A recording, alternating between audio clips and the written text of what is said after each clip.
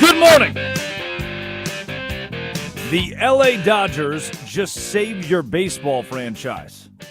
It is the Drake Toll Show on Westwood One Sports and the Westwood One Sports app. Drake Toll with you from the Savannah Bananas organization, locked on Big 12, and right here on Westwood One Sports. You can listen live every day on the Drake Toll Show YouTube channel, the Westwood One Sports app, or Sirius XM Channel 375. Addie Bates produces. Laura Jimenez runs the board, and the dust is settled.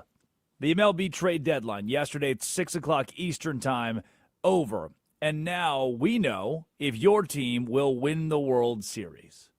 Good morning. You have one entity to thank. You have one name to thank for what went down yesterday across Major League Baseball and what went down at the trade deadline. That entity, that word, that name, Dodgers. Now, look, I'll tell you this. I'm a born-again Texas Rangers fan. Grew up in the state of Arkansas, loving the Texas Rangers. Man, 2010, 2011, couldn't beat it. Something about it. 310-840-4910. I'm no Dodgers fan. I'm not happy with what the Dodgers are doing. I don't think that this is something to relish in the sport of baseball, professional sports, that all these stars get to go to one team, be a part of one roster, and be one mainstay, and one word can make the whole league spin. But that's what the Dodgers are. Incredible farm system? Absolutely. Willingness to spend? Oh, yeah. Wanting to take those farm system pieces and trade them to ensure they can continue to win now? You bet. A lucrative TV deal, $8 billion over the course of 25 years, that the MLB actually gave you breaks on because you filed for bankruptcy in 2011. All these things are very real, and they pertain to the Los Angeles Dodgers. 310-840-4910. But I, as a born-again Texas Rangers fan, don't have to like this. I don't have to be happy that one team carries the weight of the star power of Major League Baseball. Oh, and they just got Tarek Skubal, the two-time Cy Young winner, back-to-back Cy Young winner in the American League for the from the Detroit Tigers to the Dodgers. I don't have to be happy with any of that. But here's one thing I have to accept, is the Dodgers have forced every team in baseball who wants to win, every team in baseball who wants to win right now, to not just go get one guy, to not go get, hey, let's go get kind of the middle of the road piece over here, and hopefully we can put him in the back end of the bullpen. And hey, we're one Koji Uhara away from a World Series. Hey, we just need somebody that can play catcher half the. No, what the Dodgers have forced the rest of baseball into is greatness. Because if you're going to beat the Dodgers, the super team of the century, you're going to have to do it with greatness. Shohei Ohtani, to Mookie Betts, to Freddie Freeman, to Yoshinobu Yamamoto, to Will Smith, Tyler Glasnow, to now Tarek Skubal, a roster's Dodger. I'm not halfway there on the names that are commonplace in baseball today. If you watch baseball, the Dodgers are the super team of the century. And what happened yesterday? The Red Sox bringing in Adley Rutschman, the all-star catcher for the Baltimore Orioles, or bringing in Eric Miller, reliever from the Giants. What happened yesterday for the Boston Red Sox is a direct result of, we want to win the World Series. Like, we see it now. We need to go do it now. We don't want to prepare for 4 or 5 years down the road. Let's go get hey, if we grab a couple of young pieces, a couple of farm system guys, we can compete next season. No. Let's go win now. How do we do it? Stars. The Chicago Cubs. Let's go win now. How do we do it? Stars. Kevin Gossman. From the Toronto Blue Jays to Chicago. Let's go win right now. Why? Your window of opportunity is open in baseball. You see it, you take it. 310-840-4910. Are the Dodgers saving baseball? Now, the reason I bring up being a Texas Rangers fan, the Drake Toll Show, Westwood One Sports, the Westwood One Sports app. Drake Toll with you, talking MLB trade deadline. The reason I bring up a team like the Texas Rangers is nothing could have been sadder at the trade deadline than the AL West. For the Red Sox to win, for the Red Sox to go get Adley Rutschman, and that be the big trade yesterday, or for the Dodgers to get Tarek Skubal, for the Philadelphia Phillies to say, hey, what if we can go out at the trade deadline and try to compete, try to win, try to make a World Series out of this year? In that world, where are the Texas Rangers?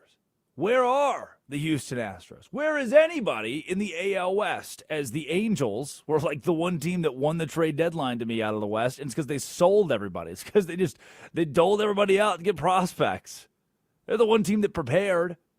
I need somebody in Dallas to please call me. This morning and last night, new details emerging that Jacob deGrom, Texas Rangers ace when he's healthy, was on the trade block and had to use his no-trade clause to ensure that he remained a Texas Ranger. How does that make you feel? With the rest of the world getting better, your team yesterday, the Texas Rangers, your team yesterday, the LA Angels, your team yesterday, the Houston Astros out of the AL West, that is just so incredibly putrid, historically bad in the American League this year. They did nothing. How does that make you feel, huh? 310-840-4910. When the rest of the world is bending at the whim of the Los Angeles Dodgers, there were teams yesterday who said, we don't really see a need to win. And there were others that could have taken it too far. You know, as I was researching for the show today, going through the winners and the losers of the trade deadline, seeing the Chicago Cubs bolster their roster with Clay Holmes or Kevin Gossman, seeing the San Diego Padres go out and win and want to win with Casey Mize from the Tigers, or Cy Young winner Robbie Ray to come in and fix a rotation that needs some fixing. You kept Mason Miller, back-end guy who, bang, can give you an opportunity to win in the postseason. Or even the Cleveland Guardians, who got Foster Griffin and Nathaniel Lowe. I was researching today some of the big winners where I don't think you can argue the Guards did well. The Padres with Ray and Mize did well. The Cubs with Holm and Gossman did well. But what about the Boston Red Sox?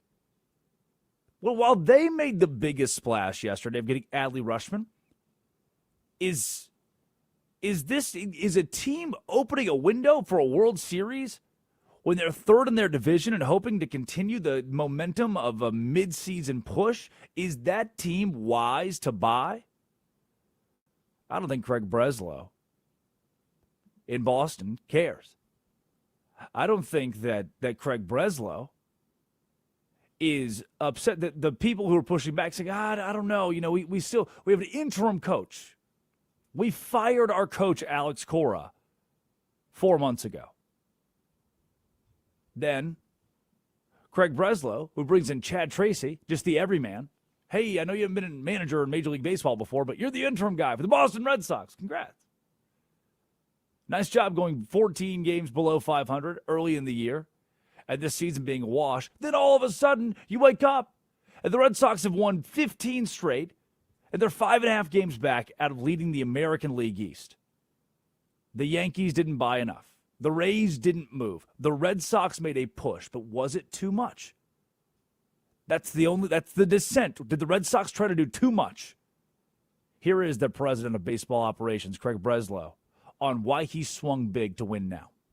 Probably not for me to characterize our approach outside of saying that over the last month and a half or so, this team has demonstrated just an incredible resilience and relentlessness, and put itself, kind of firmly in the playoff picture. And they deserved, and our fans deserve, our efforts, the efforts from the front office to try and find ways to make it better. And I don't think that necessarily has to exist in conflict or compete with sustainability. And I think when you look at the control that a lot of the guys had that we brought in, you can see a core of players that should be here for many years into the future. The last piece, that last little nugget, players who can be here into the future. When I first listened to this, that's what caught me. Is Craig Breslow is not just preparing to win in the now with an Adley Rutschman. He wants to win in the future with an Adley Rutschman. The Drake Toll Show, Westwood One Sports, the Westwood One Sports app, talking the MLB trade deadline. And for Adley Rutschman, the catcher of the Baltimore Orioles, to make his way to the Boston Red Sox, it's Craig Breslow saying, we trust Chad Tracy, the interim coach, who is still the interim, where we haven't removed that tag yet because we're still third in the AL East. And we trust our core to win, not just now, but later as well. With Aroldis Chapman on the back end, the same guy who helped the Rangers win the World Series in 2020. Aroldis Chapman, who's this ageless, timeless piece in Major League Baseball that's been great for the Boston Red Sox this year. The Red Sox want to win the World Series. Craig Breslow, the president of baseball operations, is telling you the Red Sox want to win the World Series in a season they're third in their division, but they played so well the last month and a half of the year that instead of selling, instead of giving away stars, instead of, we haven't won a playoff, we haven't won a playoff again. It's been 8 years since we won a playoff series. It's been a little bit. No. The Red Sox want to win now. And who's pushing this? Who's stirring the drink? Who's making this happen? The LA Dodgers. The LA Dodgers are pushing baseball in this direction. And it's damn good for baseball. 310-840-4910. You can call or text the Drake Toll Show, Westwood One Sports, the Westwood One Sports app, Sirius XM Channel 375, the Drake Toll Show YouTube channel. Am I giving the Dodgers too much credit? Moves like Tarek Skubal, stars like a Yamamoto or an Ohtani. Am I giving the Dodgers too much credit for where baseball is today because everybody is chasing one thing? Maybe I'm off here. As I sat down yesterday to really build out this whole idea that the Dodgers are pushing Major League Baseball toward a more elite level, I started to think, man, it feels like today more than ever, there are 8 to 10 teams that are carrying the bulk of the stars. The 8 to 10 teams that want to pay, the franchises whose owners say, we're not going to be cheap. We'll dole out enough money to have the big names on our roster. And maybe the Red Sox are becoming that. Grabbing Adley Rutschman or Jake Rogers, Eric Miller yesterday. Maybe the Red Sox want to be in that conversation. The Cubs want to be in that conversation for the top 8 or 10 teams that are so top-heavy they carry the stars of baseball. It didn't feel like that 10 years ago. It didn't feel like there was one team that was driving the entire ship of a league. It did not feel like everybody was pushing to chase that guy. It didn't feel like all of the talent in Major League Baseball, all the big names in Major League Baseball now play for the same 8 or 10 teams, and the other 20 get lost. No, it didn't feel like that. But now, in an effort to chase the Dodgers, if you want to beat the Dodgers, you have to have 5 guys who are household names, staple guys. We know who they are in your rotation, in your lineup. Because the Dodgers have 15 of those. The beauty of the sport of baseball is the parity of the sport of baseball. Anybody can beat the Dodgers any given night. The Red Sox, without Adley Rutschman, just swept the Dodgers. That's what I was told. That's supposed to be the true straw. That's the straw that stirs the drink in baseball.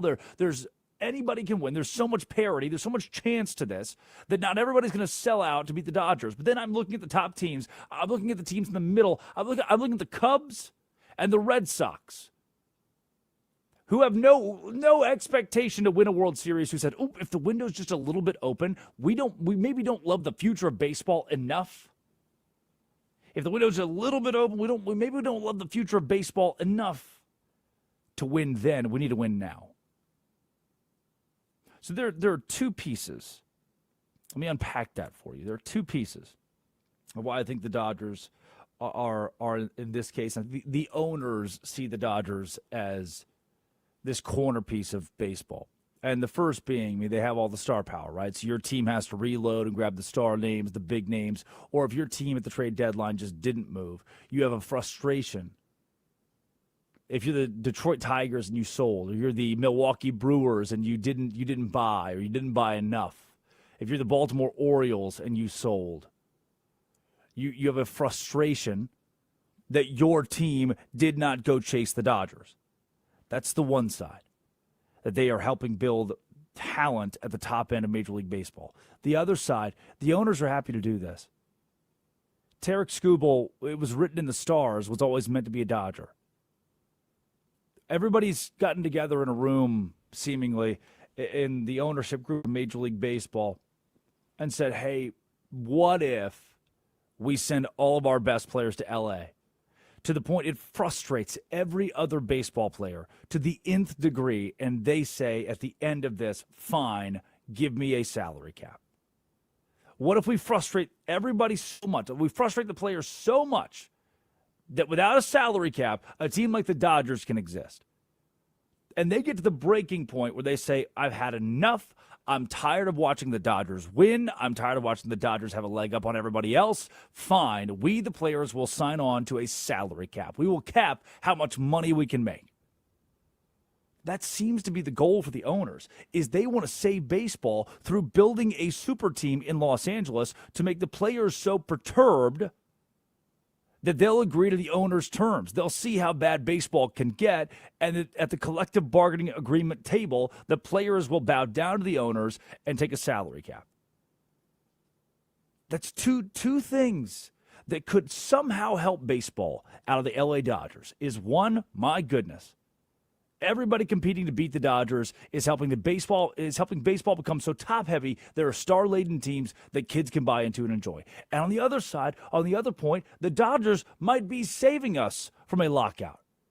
If they get so good, if this gets so bad for the players, if they hate the idea that without a salary cap, there can be super teams who pay out the ass, then at that point, maybe they are more ready. Maybe they're more ready to sign the dotted line toward a salary cap. And that dotted line is what needs to be signed for us to play baseball in 2027.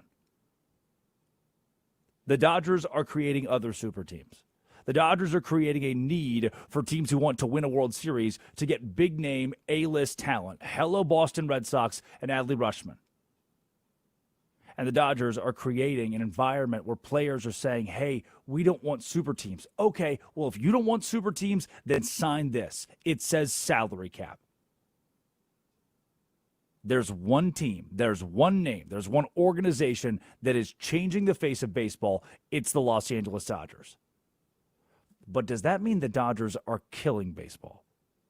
Can you take the word changing and morph it into killing? Are the Dodgers killing baseball? It seems that Tarek Skubal believes the opposite. I'll explain when we come back. 310-840-4910. Taking your calls and your texts. Texts already rolling in this morning. 310-840-4910. I still need another Texas Rangers fan, a Houston Astros fan. I need somebody to help me reckon with why the AL West just did nothing. Come on. Move. Do something. 310-840-4910. When we come back, are the Dodgers killing baseball? 310-840-4910. This is the Drake Toll Show.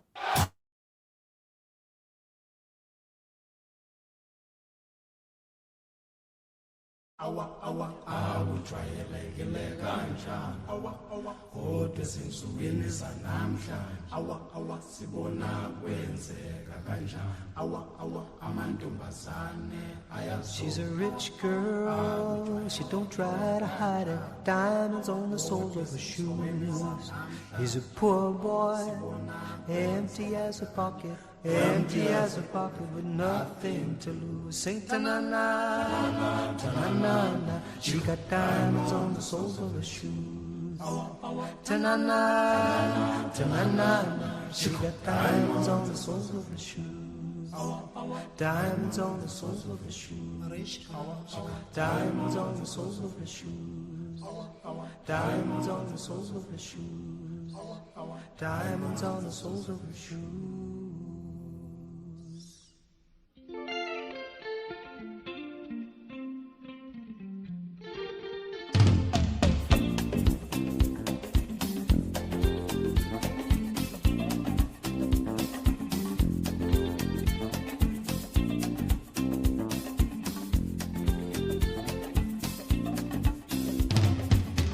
Say she's crazy, she got diamonds on the soles of her shoes.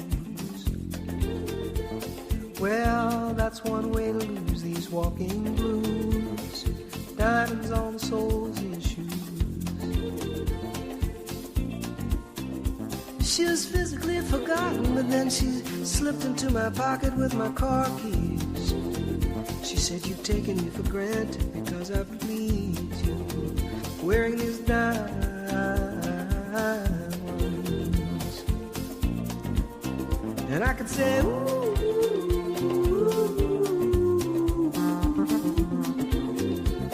as if everybody knows what I'm talking about. As if everybody here would know exactly what I was talking about. I'm talking about diamonds on the soles of her shoes.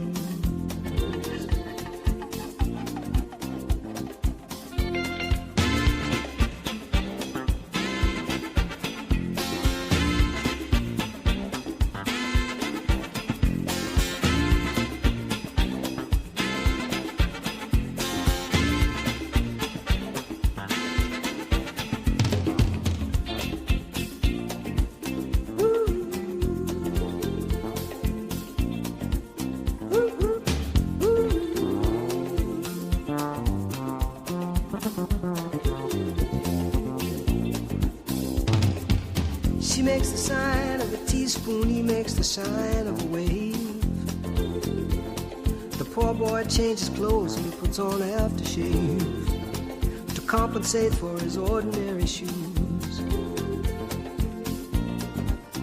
And she said, honey, take me dancing, but they ended up by sleeping in a doorway by the bodegas and the lights on over Broadway, wearing diamonds on the soles of their shoes. And I could say, ooh,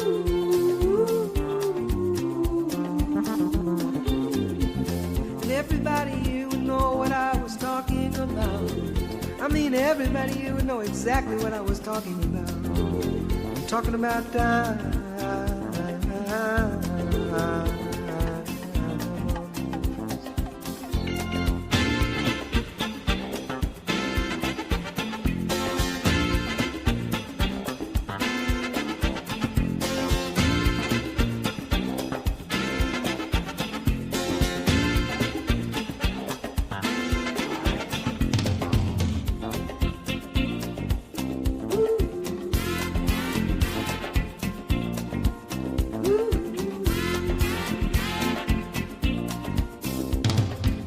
People say I'm crazy, I got diamonds on the soles of my shoes, yeah.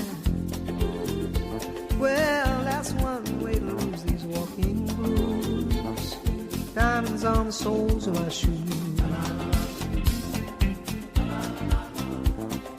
Ta-na-na-na-na, ta-na-na-na-na, ta-na-na-na-na, ta-na-na-na-na, ta-na-na-na-na.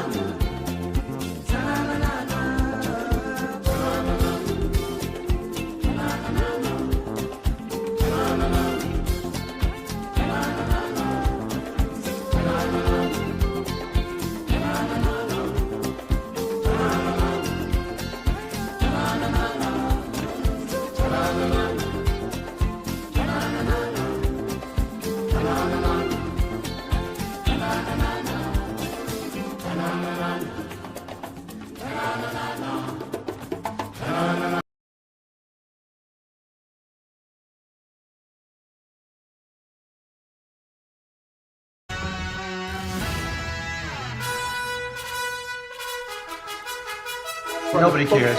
I doubled the size of it, you dumb person. The Islamic Republic of Japan. It is the Drake Toll Show. Are the Dodgers killing baseball? It's baseball dead off the back of the LA Dodgers. It is Westwood One Sports, the Westwood One Sports app. 310-840-4910. Live on Sirius XM 375, that Westwood One Sports app and the Drake Toll Show YouTube channel right here. And I've been asking for a Texas, somebody in the AL West help me. How the AL West collectively did nothing. They didn't really sell. The Angels sold, but the A's didn't. The Rangers, they didn't really buy. Just nothing happened. Nobody budged. Now let's go out to Fort Worth on the phone line. Declan in Fort Worth, a Texas Rangers fan, as asked for. You're on the Drake Toll Show. Good morning. Hello. First, thank you for my call. And before I say anything, I want to say y'all been doing a great job on Westwood One. And thanks for the call. Well, thanks, Declan. That means a lot, man. How do you feel about the Rangers yesterday at the trade deadline? They should have done more, and I'm glad they didn't trade DeGrom because he is one of the keystone starting pieces that we have. But they should have traded Steer because I think they got to get him traded before he gets not good enough to where he's not good to get anybody in return. That's it. This is a good point. And so you feel like the Rangers, they kept DeGrom, which is good, but they didn't buy enough. They didn't get enough pieces to compete for the postseason, or do you still think the Rangers are in a spot to make the playoffs? It just depends on how. I feel like the entire AL West is going to be a mediocre thing. If anyone's getting enough that, they're going to be like 80 and 70 or something like that. And still, wait, no, 80 and 80, somewhere around there. That's how we're making the playoffs. There's no team that really stands out except for the Mariners. They're great on paper, but they can't perform as of now. Like they just can't win. That's good. Good stuff, Declan, man. Thanks. Appreciate your call. Hope to hear from you again. Okay, see you. All right, let's go over it. Declan, he's my Rangers guy. He's our Rangers expert today. 310-840-4910. And I think he's spot on. The Rangers wanted to deal Jacob DeGrom. DeGrom is the guy who says, no, let's block this thing. I've got the no trade clause. I'm not going anywhere. I like it here in Texas. So Jacob DeGrom, one of the stars of the roster, helped keep his team from selling. Let's keep the team together in an AL West that's mediocre enough. That's Declan's word. He said mediocre. It's a good word. It's a nicer word than what I've been using. For an AL West, it's mediocre enough to where the Rangers are only 2.5 games back of the division leader, the Houston Astros, despite being 55 and 58, 3 games below 500. Now, should the Rangers have grabbed another piece, a couple more stars, a couple more names, yeah, you might be 1 or 2 guys away from the playoffs in the AL West. Everyone's window is open right now because of how bad the division is. Let's bring in baseball expert, the producer of the Drake Toll Show, Addy Bates. Good morning, Addy. Thoughts on Declan and his Texas Rangers AL West deducing here? I mean, he's spot on. And Jacob DeGrom, by the way, it was reported that he declined his no trade clause. He invoked it for which team? The Atlanta Braves. Could you imagine the haul that Texas would have gotten back for this pitcher who just turned 38? And he's right on the money with Corey Seager. That is a guy that their GM, the Rangers GM, Chris Young, was saying that they were trying to move on from, and they couldn't because he's also just, not performing to the highest level, and they need more people to help them win. He's great. He's a great name on paper, and he's done a lot of great things for them, but he's also been very injured. So I think Declan was spot on, and what it's going to take to win the AL West is a mediocre team who's probably going to get knocked out pretty quickly in the postseason. 310-840-4910. You can join Declan. Look, and jump into the Drake Toll Show this morning as the AL West does not budge, and the AL as a whole is still inferior in totality in comparison to the NL, where teams like the Tampa Bay Rays, the Rays are the AL East is the only division in the American League with a team above 60 wins. 3 teams above 60 wins. The AL Central and the AL West have been terrible.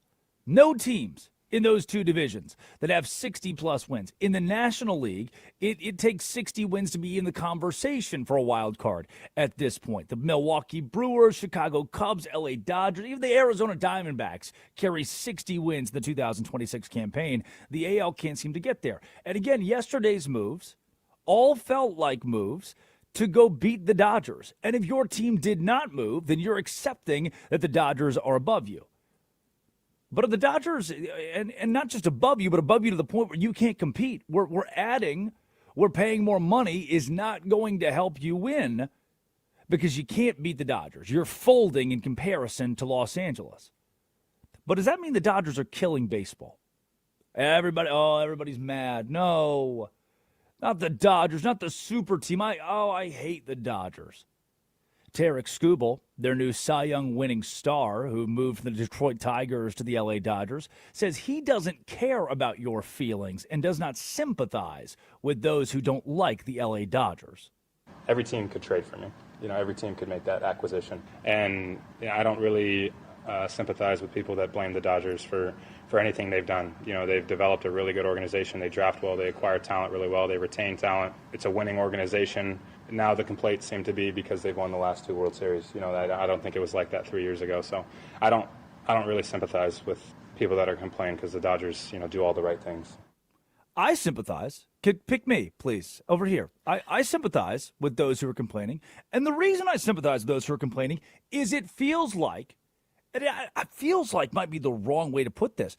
It is as though the owners in Major League Baseball are ensuring, the GMs in Major League Baseball are ensuring the Dodgers get better and better and better. For Scooble to say, anybody could have traded for me, I don't think that's right. We now have information that the Tigers reached out to the Dodgers on Saturday and said, let's make a deal. We have multiple national reporters aggregating the same story from similar or different sources, that they are telling us that the Tigers wanted to send Tarek Skubal to the Dodgers. Why? Because it benefits the owners of the Dodgers to get better and better and better.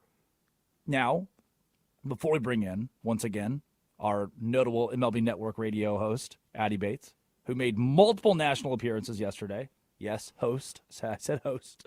Before we bring you back in, here's the way I see it. Here's the context of this. Here's what you need to understand.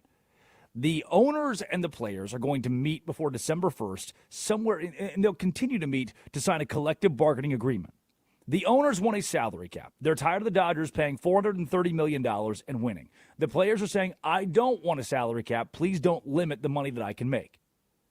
The owners believe, this is my theory, the owners believe we can make the Dodgers so strong that players get so frustrated and they're so fed up with one organization having all the money and all the stars and all the power and all the players that maybe they'll sign the salary cap just to stop the Dodgers. The owners believe if they can take all the talent in Major League Baseball and put it on the Dodgers, that the players will get so mad they'll sign a salary cap.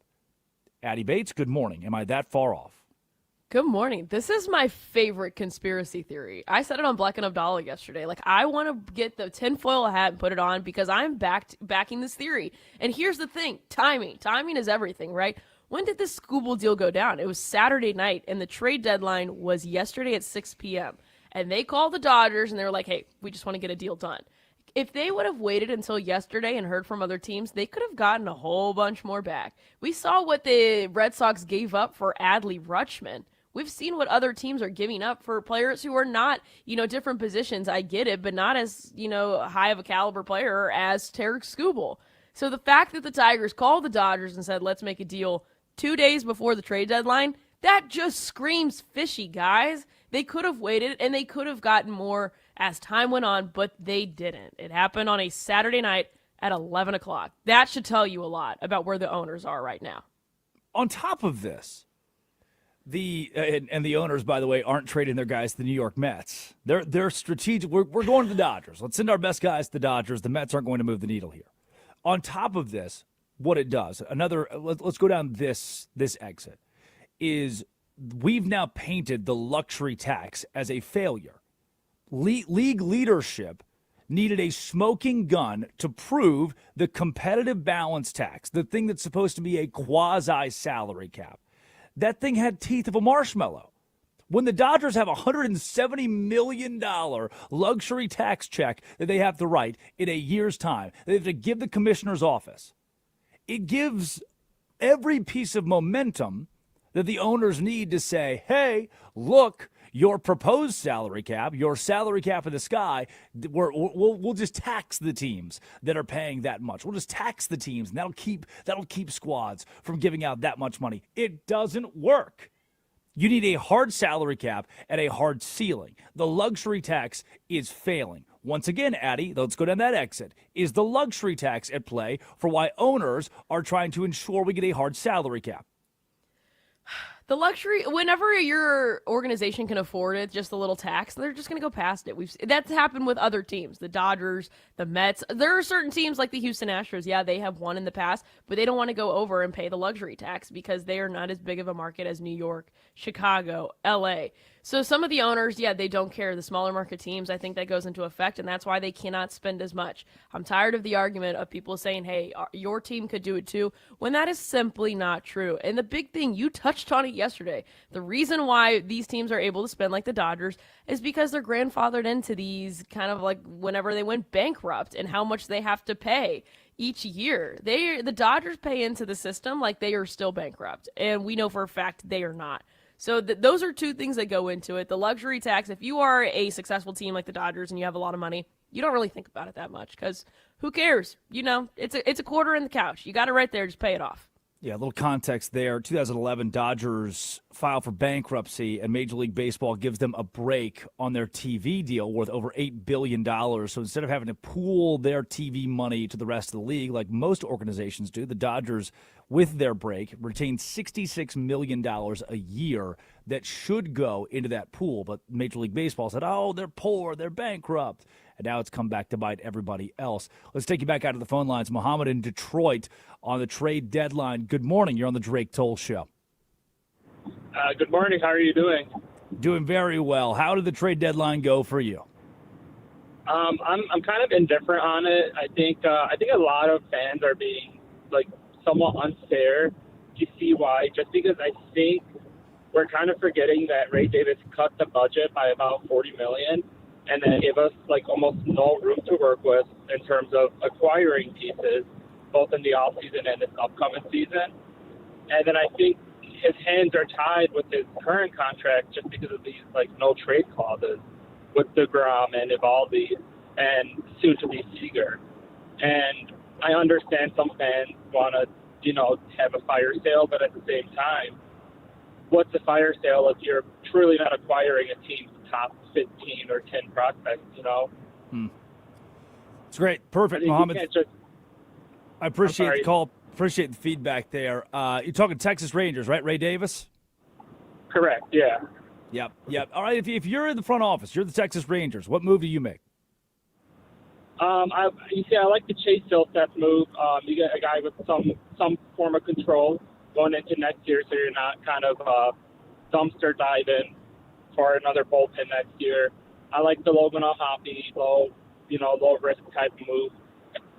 If I was Texas, I wouldn't have been opposed to acquiring some of these low leverage bullpen arms and just stand pat, just because we don't know what's going to happen in 2027. You don't want to go acquire another aging guy who you might lose a year off of in 2027, and you don't want to acquire more money. Contrary to what a lot of people are saying, a week ago we were considered buyers, and then a week later we're sellers. I just don't think you can change the direction of a franchise in a week. I think the AL West is close. We have a good stretch of games coming up. I think you just let it ride, and you don't further mortgage your future, and you just see what happens. You don't have budget to play with, and then your contract that you want to deal and get rid of, you physically cannot. These guys have veto clauses. These guys don't have value, Once again, Mohammed, appreciate that phone call. Let's break it down now. The 310-840-4910, by the way. A couple of really good calls there asking about the Texas Rangers. Quick blurb on them in the AL West. Two things I loved that he said. The first is the Rangers a week ago were a buy team, and a week later were a sell team. A week ago we're leading the AL West. A week later you get swept by the Houston Astros, and now, do we really need to go spend more money? Do we need to go grab more guys, more contracts? Do we need to win right now? Do we need to offload prospects? And the answer ended up being no. The Rangers stayed stagnant. And another thing he brought up there, Addy, is talking about how 2027, if we do not play baseball, going out and getting players who are aging right now is a bad idea because you're going to lose a year of them next season. And the Rangers didn't do that. Some baseball fans woke up today happy that their team didn't make too many drastic moves for older players or that their team got prospects because we might have a lockout next season that pertains to this collective bargaining agreement. So how's the best way? Whenever you know you have a tight budget, what should you do? And that is when you need to trade away one of those big players so you can, one, clear some space, clear some cap space, and then also get some prospects in return. And that's what the Rangers should have done. But hey, the no trade clauses are in contracts for a reason. And you know what? Jacob deGrom invoked that for a reason. That's why he's there. It's a smart thing for the players to have those in their contracts. But we've seen other teams try to do this with the Houston Astros and Lance McCullers. They sent him to the Brewers, and it was basically just to get him off the roster, shed some salary. That's what it was. They still paid a portion of the contract, but they got some of that money off. If you are on a tight budget, that's what you should do. I'm not saying go on a fire sale, but if you know that there might be a lockout looming, just get rid of one of the big guys Look at the Orioles. That's what they did yesterday with the Red Sox, and they got a bunch of prospects in return. That's all you have to do. Just one of them. You don't need to go DeGrom, Corey Seager, Nathan Eovaldi. You don't have to go for all of them. I get what he was saying. But whenever there's a tight budget and you have a short amount of time to win, like win now, like this is what everybody's thinking. Like it's a win now moment right now. You got to think about this year. That's what you do. Yeah, the Rangers, I don't know what the Rangers thought about, actually. Ray Davis was brought up thanks to Muhammad there, the owner of the Texas Rangers, who has been described as cheap. I wouldn't go that far. I wouldn't say it, but yeah, he has been described in the past by others who aren't me as cheap. When we come back, we'll give you our biggest losers of the day. And I think the biggest loser might just be Diana Rossini. She's back? Oh, yeah. Sponsored by Navy Federal Credit Union, proudly serving all branches of the armed services, veterans, and their families. Learn more at NavyFederal.org. Our members are the mission. What's going on with Diana Rossini this time? Can't wait to find out. Westwood One Sports, the Westwood One Sports app. This is the Drake Toll Show.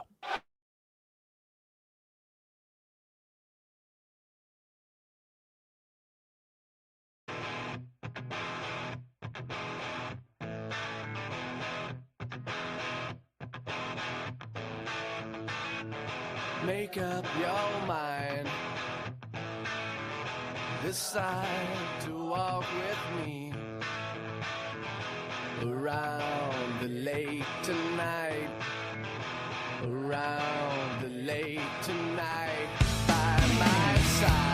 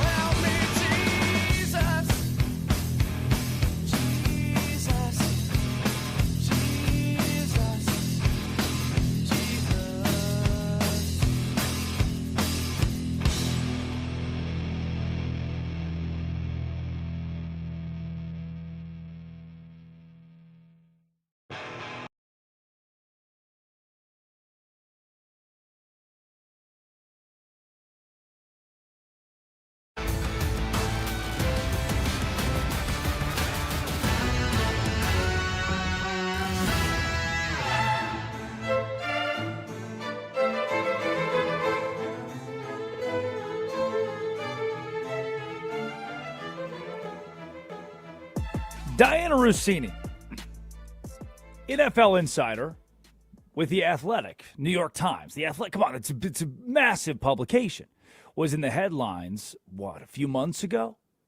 When she was caught with Mike Vrabel. Russini, Vrabel, both married. You know where this is going. Vrabel, the head coach of the Patriots. Russini, the insider. And they're getting it on. Well, now she's back. And this time in the form of Aaron Rodgers, the Pittsburgh Steelers quarterback, who joined Pat McAfee this week. And it kicks off our biggest losers of the day. Biggest loser number one, Diana Russini. On the worldwide leader, Aaron Rodgers fires shots at ESPN while joining ESPN. Take a listen. Reason why I know this, I was next to you what in is the those network mentions. doing? Like, you have literally an individual that maybe used to work at ESPN that covers our league at the highest level, and there's a major scandal, and it's just like nobody can talk about it? What are we even doing personal here? lives are personal lives. I feel like you of all people should know that. Wow. Personal lives are personal lives is a great little nugget there from the cronies, the Pat McAfee Show, throwing that one back at Aaron Rodgers. But what a day it was yesterday on ESPN as Rodgers joined the fold with Pat McAfee, and things got a little wild. Diana Russini was brought back up, which leads to the question. I don't know if we've gotten to this enough. Last week, walking into training camp, what does Mike Vrabel have? What do you do? He walks in with a puppy. Why? Puppies are cute. They're going to love it. Everybody here is going to love the puppy. Come on. And it fell flat, believe it or not. When opening press conference, one cute dog can't save you from a cheating scandal over the offseason that involved the head coach of the New England Patriots who went to the Super Bowl last year. We'll give Russini and Vrabel our biggest losers today. This reminds me, by the way, when he brings in the dog, when I was probably 14 years old, we had a cat named Coco. My mom loved this cat, by the way. Mom loved the cat. Dad never really liked cats. We had a cat named Coco and a cat named Frankie. Driving home one night, Mom's like, hey, watch out in the driveway. The cat's out, Coco. And Dad gives the line, cat better watch out for me. Ooh, never want to give that one. Never want to say that one. We get out of the car, go in the house, normal night. Wake up the next morning, walk outside, guess who's dead in the yard? Yeah, you landed the plane right there. We may have lost Coco. So in the effort myself to not freak my mom out, go find Dad. Hey, Dad, I think when you said Coco better watch out for me, may not have been the best verbiage to use there. Coco's in the yard. Dad goes to collect the cat, prepare to tell my mom. Guess who he also ran over in the exact same moment? That's correct, Frankie. So now we're down to 0 cats from the 2 that we had, both of them that lived outdoors. What does he do? A la Mike Vrabel bringing the puppy into the press conference. That night, my father walks through the front door with a new cat from PetSmart, Roxy. And my mom says, that's weird. Why'd you get a new cat? Oh! May have run over and killed both of our cats last night. Oh! She did not like that. She told him to take Roxy back to the pet store. Thankfully, he did not. Roxy lived a very long and happy life. But that's the equivalent. My father walking through the front door with a replacement cat to alert my mother of the other 2 cats that had perished. That is Mike Vrabel walking into a press conference with a puppy. True story, baby. Welcome to Arkansas. Thank you, President Trump. Biggest loser of the day. Got a text, Shannon from Alabama. Biggest loser of the deadline, the Angels and Mike Trout. Trout deserves a chance to compete for the postseason. He's had a relatively healthy year. Why not send him somewhere like the Phillies? Where Bryce Harper's on the record saying he wanted the Phillies to go get Mike Trout. Addy, big loser, Mike Trout here. Sorry, I'm still not over the fact that your dad somehow hit 2 cats and didn't realize it until the next morning. Like, didn't hear the thump. No, I mean, it's kind of crazy that there. I mean, I was in the truck as well. Couldn't have felt it.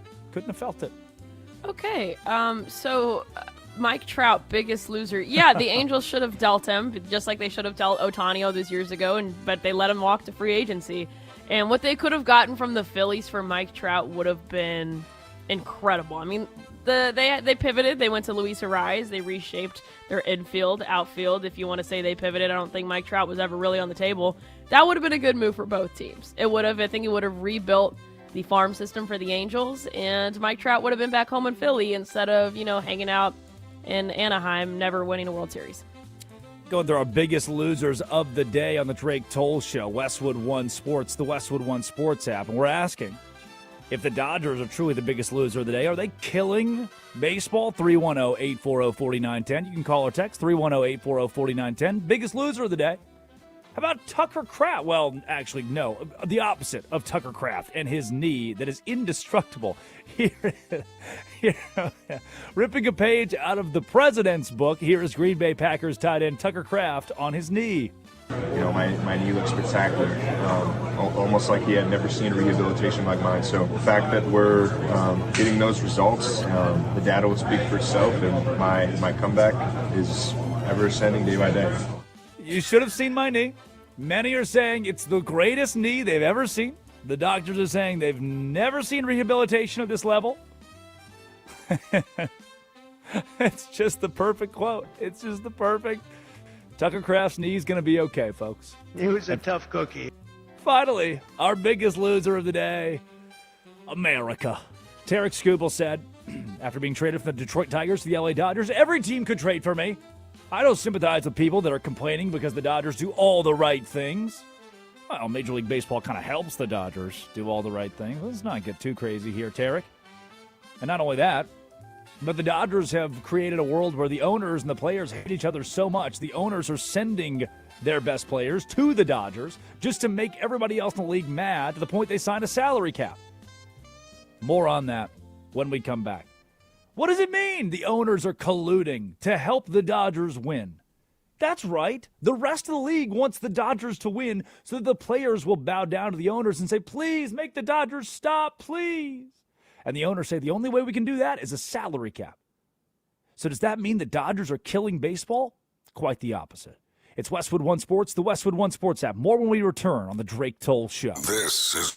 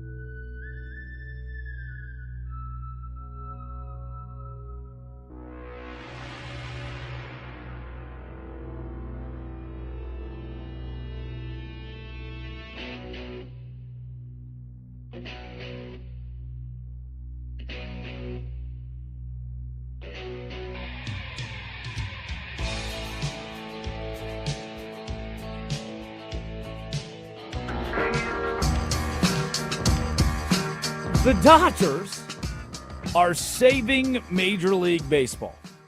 Do you think I like saying that? Do you think those words, when they roll off the tongue, are helpful for me? That I can sleep at night knowing what's happening in Los Angeles right now? That I can sleep tonight knowing that one franchise is dictating the direction of Major League Baseball, and that was showcased again at the trade deadline? Do you think that's easy for me to reckon with here? I mean, you may have woken up a San Francisco Giants fan, a San Diego Padres fan. Heck, I'm a Texas Rangers fan. And thought, we're all making one push to beat the LA Dodgers. Everybody in Major League Baseball, you are trying to bolster a roster that can compete with the Los Angeles Dodgers. So the first thought, and the prevalent thought here is, well, then the Dodgers are killing baseball. The opening thought is the Dodgers must be killing baseball if everybody's chasing one thing. If everybody's seeing one thing, one team, one entity, one name, and they want to beat it, that's not good for the sport. To have one thing on a pedestal, that's not good for baseball. But what if, damn it, what if it is?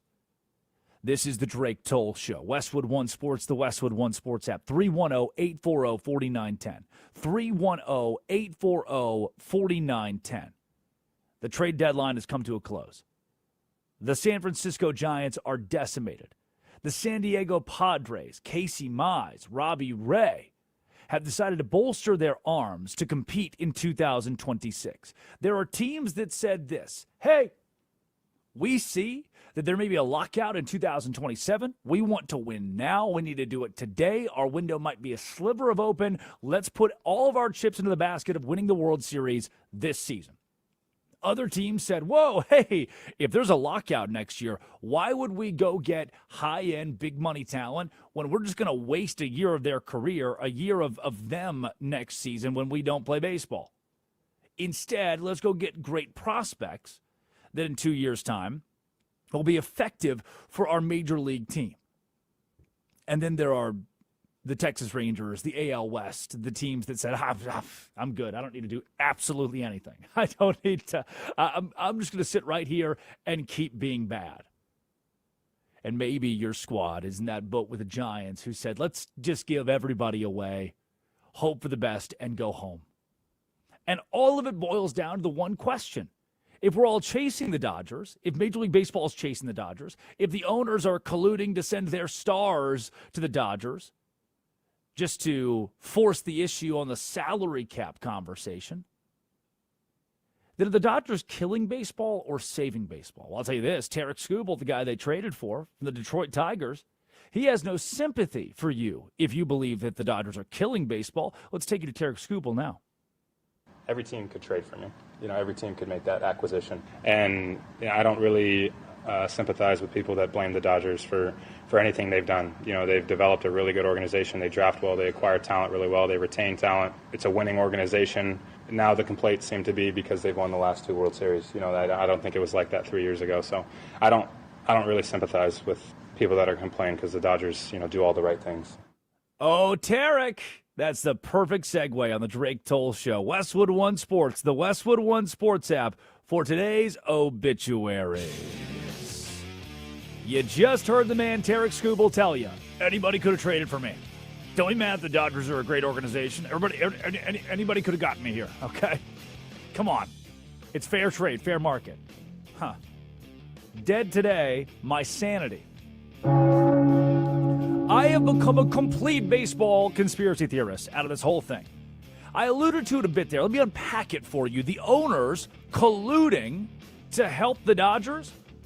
Why would the Tigers front office want to help the Dodgers? Why would the Red Sox front office want to help the Dodgers? Why would anybody want to help the LA Dodgers? Oh, it's a mind game. Riddle me this, Detroit Tigers, who reportedly reached out to the Dodgers first about taking Tarek Skubal. Does it not help the salary cap in the collective bargaining agreement negotiations if there is one super team who's paying $430 million?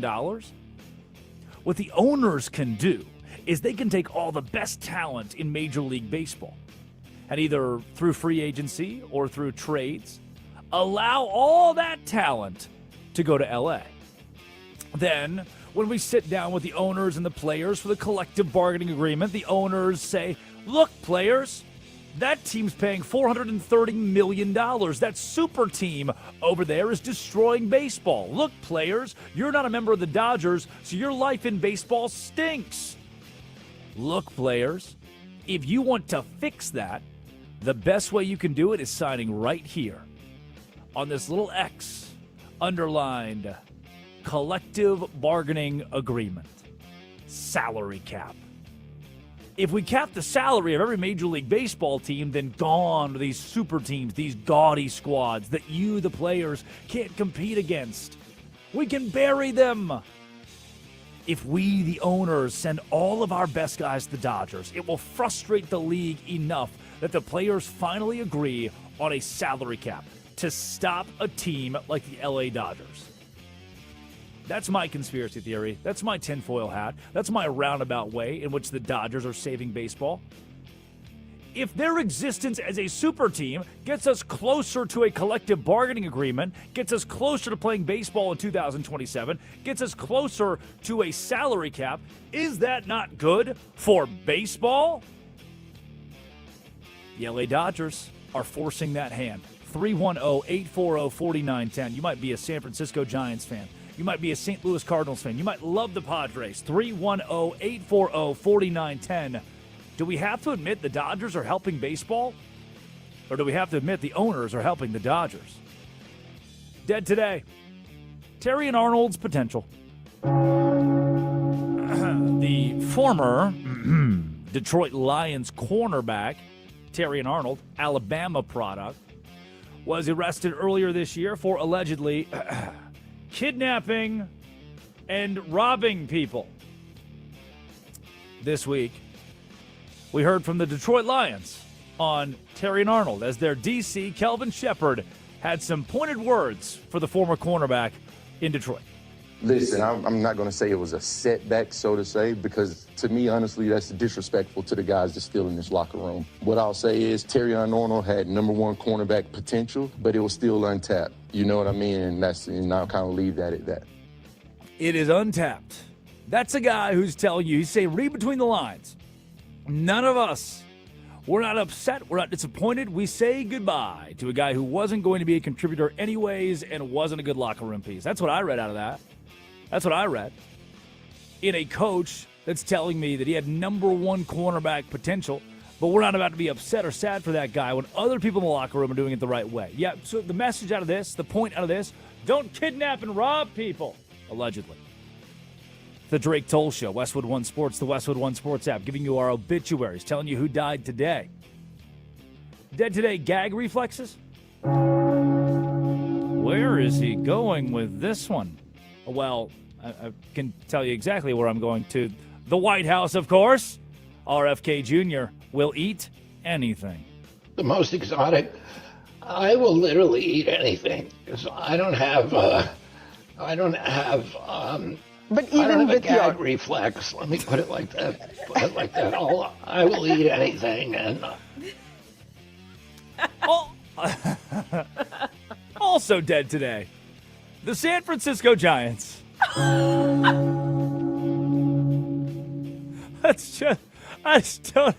don't have anything to help. I don't have anything to help our friend RFK Jr. here. I don't say the word friend strategically there, by the way. The San Francisco Giants. Tony Vitello's brought in. This legendary, young, happy, spry college baseball manager. Giants lose the first game of the year. Then the second game of the year, Vitello comes to the locker room, reporters in his face. Yeah, we gotta blow everything up. We gotta help our guys. Our guys just aren't focused. We're just not. He freaks out after losing 2 games, and we should have known then. I think we did know then. This isn't looking good. And that freak out has led to a collapse of the San Francisco Giants. Luis Arias, Caleb Killian to the Phillies. And the Giants at the deadline, sell. Jennifer yesterday called us at 310-840-4910 and said, Addie Bates, what will my Giants do today? And Addie said they will sell. And boy, did they ever. The Giants have punted on competing in 2026. And our final obituary today on the Drake Toll Show, Westwood One Sports and the Westwood One Sports app. Dead today, the Padres championship window. A A.J. Preller, the orchestrator of the San Diego Padres, said this on if the looming lockout in 2027 affected the deadline when he was asked on 97.3 The Fan. It's definitely a factor. I think that everybody puts in the decision making. We do as well. You think about what may happen differently for next year. Economic system, reserve system, CBA talk. Ultimately, though, I think most teams, it's so hard to predict exactly what's going to happen there. So I think it's a factor. But I think we're seeing last off season in the free agent market, the trade market.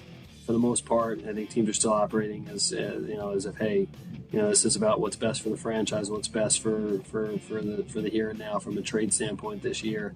And it's just so hard to predict what's going to actually happen. So I think every team, you have a little bit of that in your mind in terms of, hey, is something going to change? Are there going to be some rules that affect this deal or that deal? Ultimately, it's really hard to predict how that's going to work, and you got to make the decisions you have to make going forward in the current system and what we're looking at now.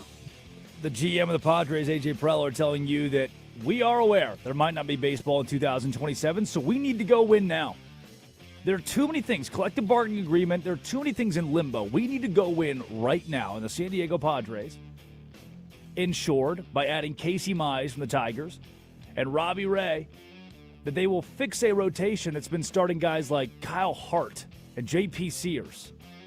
By keeping Mason Miller as well, the San Diego Padres are saying the window's open, we want to win now. But that window's closing because 2027 might not happen. Those are today's obituaries. The Drake Toll Show, Westwood One Sports, the Westwood One Sports app, 310-840-4910. Are the Dodgers killing baseball or saving baseball? 310-840-4910. You can also tell us how your team did. The Padres, the Giants, the Marlins, the Phillies at the trade deadline. It's time for the Quickie. Top 5 headlines in all of sports. Addy Bates reads them. Drake Toll responds. Drake Toll, here's your first headline. President of Baseball Operations for the Red Sox, Craig Breslow, says the surging Red Sox deserved big trades. Yeah, the Red Sox want to win under Chad Tracy, who still has the interim tag. They fired Alex Cora. Chad Tracy has a team that's still 14 games below 500, and then bang. Something happens, something clicks late May into June where the Boston Red Sox become one of the most prevalent teams in Major League Baseball, and the pitching staff has been a massive part of why. Now it's 60-51, 9 games above 500. The conversation was around going and getting Shea Langoliers from Oakland, and the Athletics, and having him bolster the catcher position where the Red Sox have struggled a lot this year. No!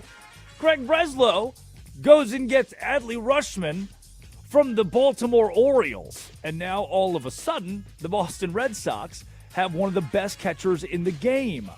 Boston is ready to compete. They want to win a World Series this year. They don't want to wait. Is that a good long-term play? Absolutely not. Is it a good this year play? Yeah, it's pretty fun. Here's your next headline. The Chicago Cubs restock staff at deadline, acquiring pitcher Clay Holmes and outfielder Tyrone Taylor from the Mets.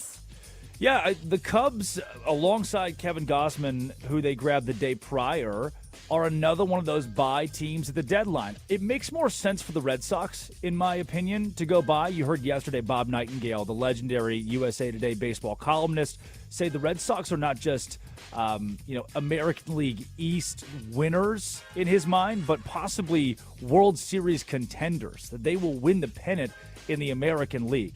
As for the National League, teams like the Padres, teams like the Cubs, who are trying to revamp, reload at the deadline, is a massive, massive risk when we know how good the Dodgers are, obviously. Milwaukee has been incredible this season. For the Cubs to do what they did, they're putting all their chips, a lot like the Padres, into a 2026 basket, saying let's win now in case 2027 doesn't happen. Will it pay off? Bold strategy, Cotton. Ooh, that's a great reference right there. Here's your next headline. Padres acquire Robbie Ray from the Giants, Casey Mize from Tigers for another playoff push. Top 3 biggest winner at the deadline, got to be the San Diego Padres. You can't get around the Dodgers because they just added Tarek Skubal, right? They've got to be in that top 3. If you go to Shohei Ohtani, to Blake Snell, to Tyler Glasnow, and those guys, by the way, have been injured for large portions of 2026, they're still just there and have an opportunity to be back by the postseason. Could be back by the postseason in the rotation, as well as Tarek Skubal. Like, come on. Unfair what the Dodgers have done. They're top 3, but the Padres are right up there. AJ Preller, man.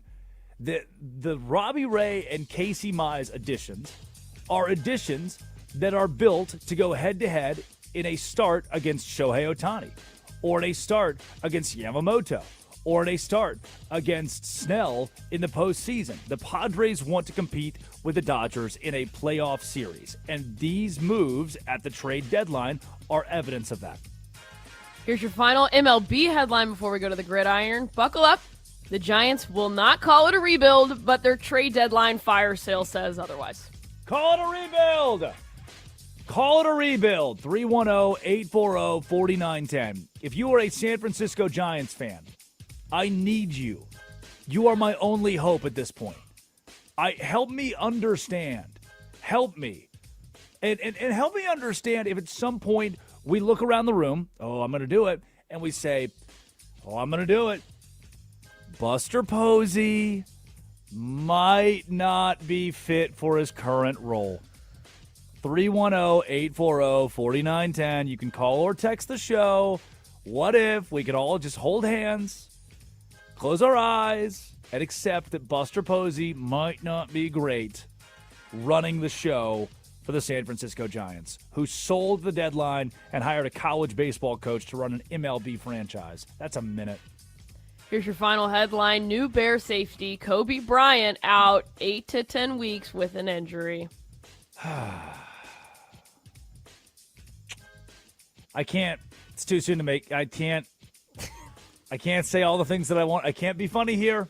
It's not funny. It's not funny. He is named Kobe Bryant. He is injured. He is out for 8 to 10 weeks. Former Kansas kid on the back half of the defense. Great defensive back who is, by the way, for the Bears who bolstered their defense in the offseason, having a guy like Bryant out there who's budding in the National Football League would have been another great piece to a Bears team that wants to take the next jump. A Bears team that a lot of people this offseason said, too many one-score games, too many fluky comeback games last year. The Bears won't be near as good this year. Yeah, I mean, if you're missing a guy like Kobe Bryant, you won't be as good. One-on-one drills, padded practice, and then just goes down, has to be carted off the field. Hyperextended his knee, apparently. Those are your headlines for the day. Thanks. That's the Quickie Top 5 headlines in all of sports. A minute to respond to each, and we did that. When we come back, I need help. I am begging for help on this one question. 310-840-4910. What in the world is Buster Posey and the San Francisco Giants? What are they thinking? What are they doing? Sponsored by Progressive Commercial Insurance, protecting small businesses with affordable coverage options. Quote today at progressivecommercial.com. Is Buster Posey off his rocker? This is the Drake Toll Show. Bears QB Caleb Williams.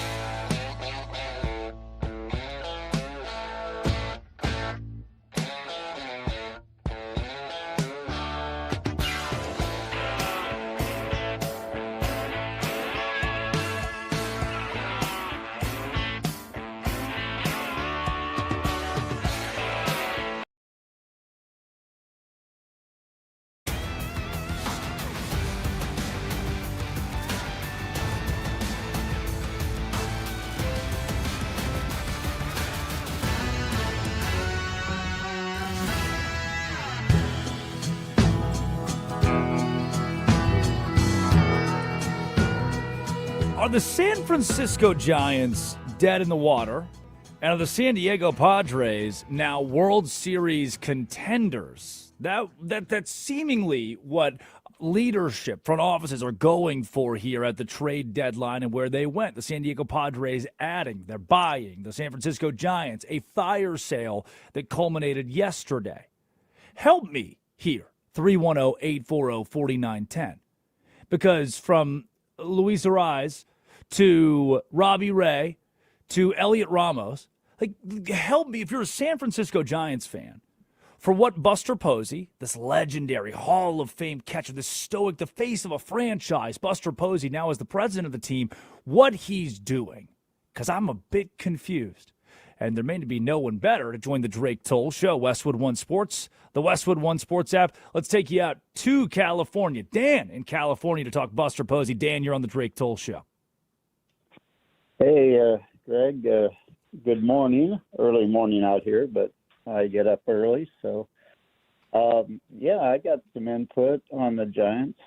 I've been watching them since the 70s. And Buster Posey, as you know, won the World Series in 2010, 2012, and on Bumgarner's broad shoulders, 2014, they squeaked another one out. They really haven't had a team like that since. And he knows what it takes to win a World Series. And he could, cobble together a team that could probably make the playoffs, lose in the first round. And he's such a winner, he's not satisfied with that. So in my mind, he's gone the way of the Philadelphia 76ers a few years ago. As you know, they just tanked and didn't do anything, and they acquired pieces like Joel Embiid and so forth. Now they get Jaylen Brown from Boston. If LeBron James has enough left in the tank with Tyrese, I think they got a good shot of winning a championship. It's got to be done. It's on paper right now. And I think that's the approach Buster is making. Like, I could have a team that could just get in the playoffs, maybe squeak out a first round, but never beat the Dodgers. And he wants to win World Series, so he's going to tear it down and build it up, kind of like the A's organization did a lot of years, and getting rid of top quality guys like Mulder and so forth and rebuilding. And I think they will do it when they go to Vegas and have that new stadium and a lot of money. They just need to add pitching. So I think that's what Buster is doing. I think he's a smart guy. I don't think he's dumb. I know the manager hire was out there, but I don't think he cares about that because he knew that he needed, 2 or 3, 4 years to put together a World Series winner and really be able to take on the Dodgers and beat them. Incredible. Love it, Dan. Love the perspective. Thanks for joining the Drake Toll Show. Please call in anytime, 310-840-4910. I want to break that down because what Dan just said, if you're following here, is Buster Posey playing for the future. And when you talk about teams that sell at the deadline, when you talk about teams that lose their big names or lose some of the big names, like a Luis Ariz, or your former Cy Young winner Robbie Ray, or Elliot Ramos, when those guys go away, it means in a market like San Francisco with the Giants, you're trying to win in the future. And he's comparing them, Dan is, to the Philadelphia 76ers who blew the whole thing up. The 76ers in 2015-2016 went 10-72. 10 wins, 72 losses. Do you understand how insane that is? Led by Robert Covington, Elton Brand, Carl Landry. The streets remember young T.J. McConnell. It's a rookie on that team. Nerlens Noel and Jaleel Okafor. Ish Smith was somewhere out there running around with Sonny Weems. it's just not good. They were terrible. They blew it all up to try to go get a generational prospect, a generational rookie to help them win. Where the experiment has not gone well for the 76ers, it's taken about 10 years to finally get to the point they feel like they can compete and win a championship. They've been a piece away, a guy away, because they drafted Markelle Fultz first overall, and that blew up in their face. So I'm assuming Dan, as a Giants fan here, wants to avoid the 76ers' 10 years of purgatory and poor draft strategy. Avoid the 10 years of injury. Now the Sixers look like a contender. Is Buster Posey blowing this thing up to be a contender in 3, 4, 5 years? I would hope he's not blowing it up to lose in 3, 4, 5 years. But if it goes anything like the 76ers experiment has, the waiting game could be a lot longer for the Giants fans who expect to win now. There is no winning now for the San Francisco Giants. 310-840-4910. On the flip side of that coin, the San Diego Padres, they went out and decided if we're going to win a World Series, despite being third in the NL West, despite being behind the Arizona Diamondbacks by 2 games, 11 spots out of leading the NL West behind the LA Dodgers, the San Diego Padres said, we want to buy the trade deadline. We feel like if we're going to win now. It's the difference in strategies with what you saw yesterday. It's the difference in what your team looks like today. Is some franchises, some organizations said definitively, if we're remotely close to the hunt for the playoffs, we're going to fight to get there. We're going to fight to win this year, assuming there may not even be a season in 2027. Some orgs, hello San Francisco, said, look, if there's not a year in 2027, we could use a gap. We could use a breather. Let's let it go by. Let's not waste a year of a couple of stars. Let's not overbuy. We're out of the race in 2026. We give up on 2026. Just get me to next year. It's the Drake Toll Show, Westwood One Sports, the Westwood One Sports app. Let's take you to the gridiron, but keep you in San Francisco. Oh, no! You might as well play your damn football games in Chernobyl. The San Francisco 49ers are falling apart because of an electrical substation. I'm going to do it again. It's time for a conspiracy theory. Laura? Look, Laura? No conspiracy theory? I'm going to do it again. A conspiracy theory. The San Francisco 49ers, who have lost a myriad of players to injury this offseason. Yes. There it is. And by myriad, allow me, Ricky Pearsall, Mike Evans, Andrew Farmer, Deshaun Stribling, Kyle Shanahan. Good. Jordan James, Malik Mustafa, Kalen Black, Valdarian Lowe, Michael Kamara, Christian Kirk, Grayson Halton. But Kyle Kamara being the one of the most recent ones, by the way. All of the fans are pointing at an electrical substation that is positioned next to where the San Francisco 49ers spend their time. It's funny seeing the videos out of training camp for San Francisco, and it looks like there's just a prison of wires and pipes and metal that surround the players of the 49ers. And it's just gone from issue that's a conspiracy theory, Laura, okay, to an issue that might be a real issue for San Francisco as we investigate whether or not an electrical substation is killing an NFL franchise. John Lynch, in discussions about Pearsall's injury specifically. And Ricky Pearsall is this young wide receiver for the 49ers who still waiting for his kind of coming-of-age moment. And this could have been a year where he emerges as a wide receiver 1, a wide receiver 2 for San Francisco. Now he's out for the season. And John Lynch press his hand to the fire. Hey, you're the guy with the electrical substation over here. We were laughing last year. We thought it was funny. Here's the GM of the 49ers, John Lynch, on Pearsall's injury. At the culmination of the season, as we had throughout, we consulted with multiple opinions, experts in the field, over 100 years of NFL experience with the different docs. You probably are very familiar with the names, along with our own doc, Tim McAdams. The decision was made to go with a non-operative deal. I had a PCL myself, second or third year in the league, and that's kind of the way that things go. It's going to be a struggle to get through that year. You get to the off season, and most resolve themselves without surgery. Unfortunately, Ricky's did not. He did well throughout the off season. He got to the point where he ramped it up, to the last gear right before camp, and then he came into camp, and the rigors of camp, competition and whatnot, he swole up right away. Oh, so you're telling me the GM of the 49ers is telling me you didn't give the kid surgery in the offseason, and now you put him right back out there in front of Chernobyl, and he's hurt? But it's not just the young guys. It's Mike Evans. Notably Mike Evans, year in, year out, 1,000-yard guy in Tampa. Walks into San Francisco, bang! Enters training camp, immediately suffers an injury. He missed Monday's practice because of a quad strain.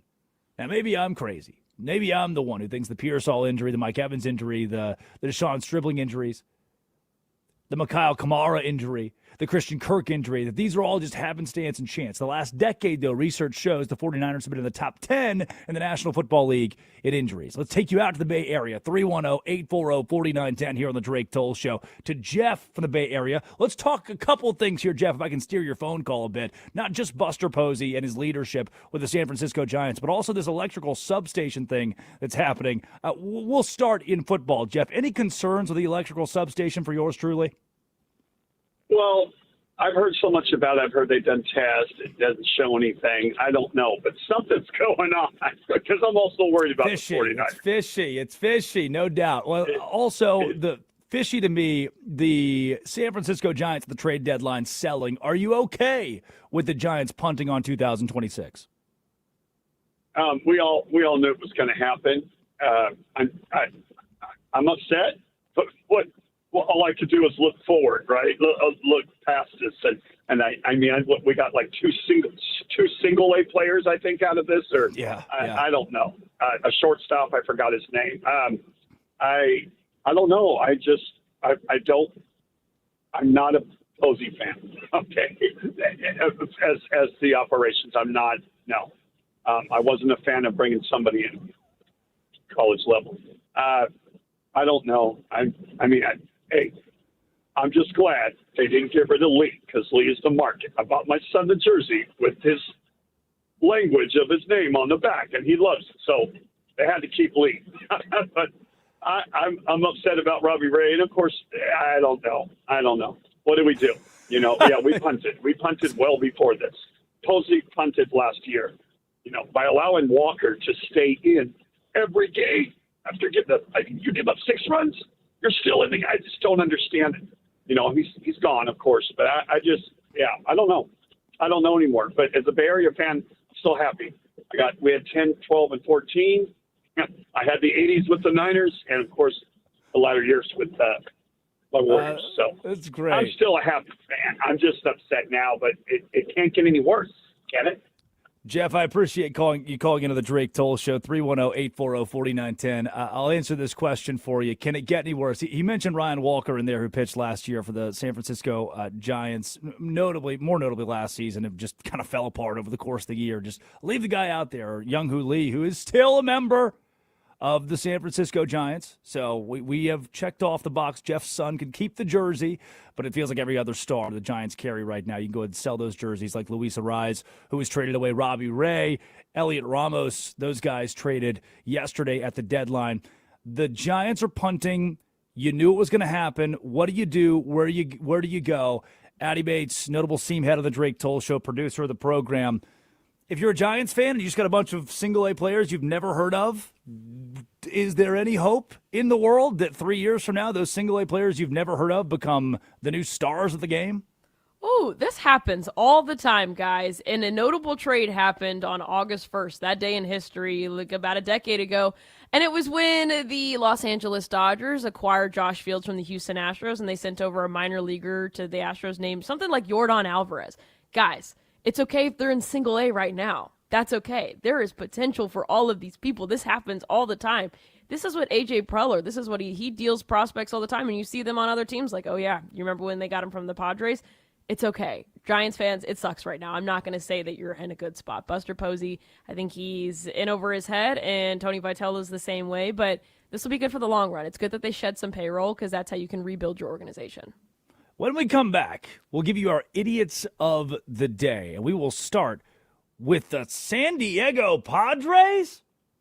In an effort to chase down the LA Dodgers, were they somehow the secret biggest losers of the trade deadline? 310-840-4910. Have the Padres overextended? This is the Drake Toll Show. The 40.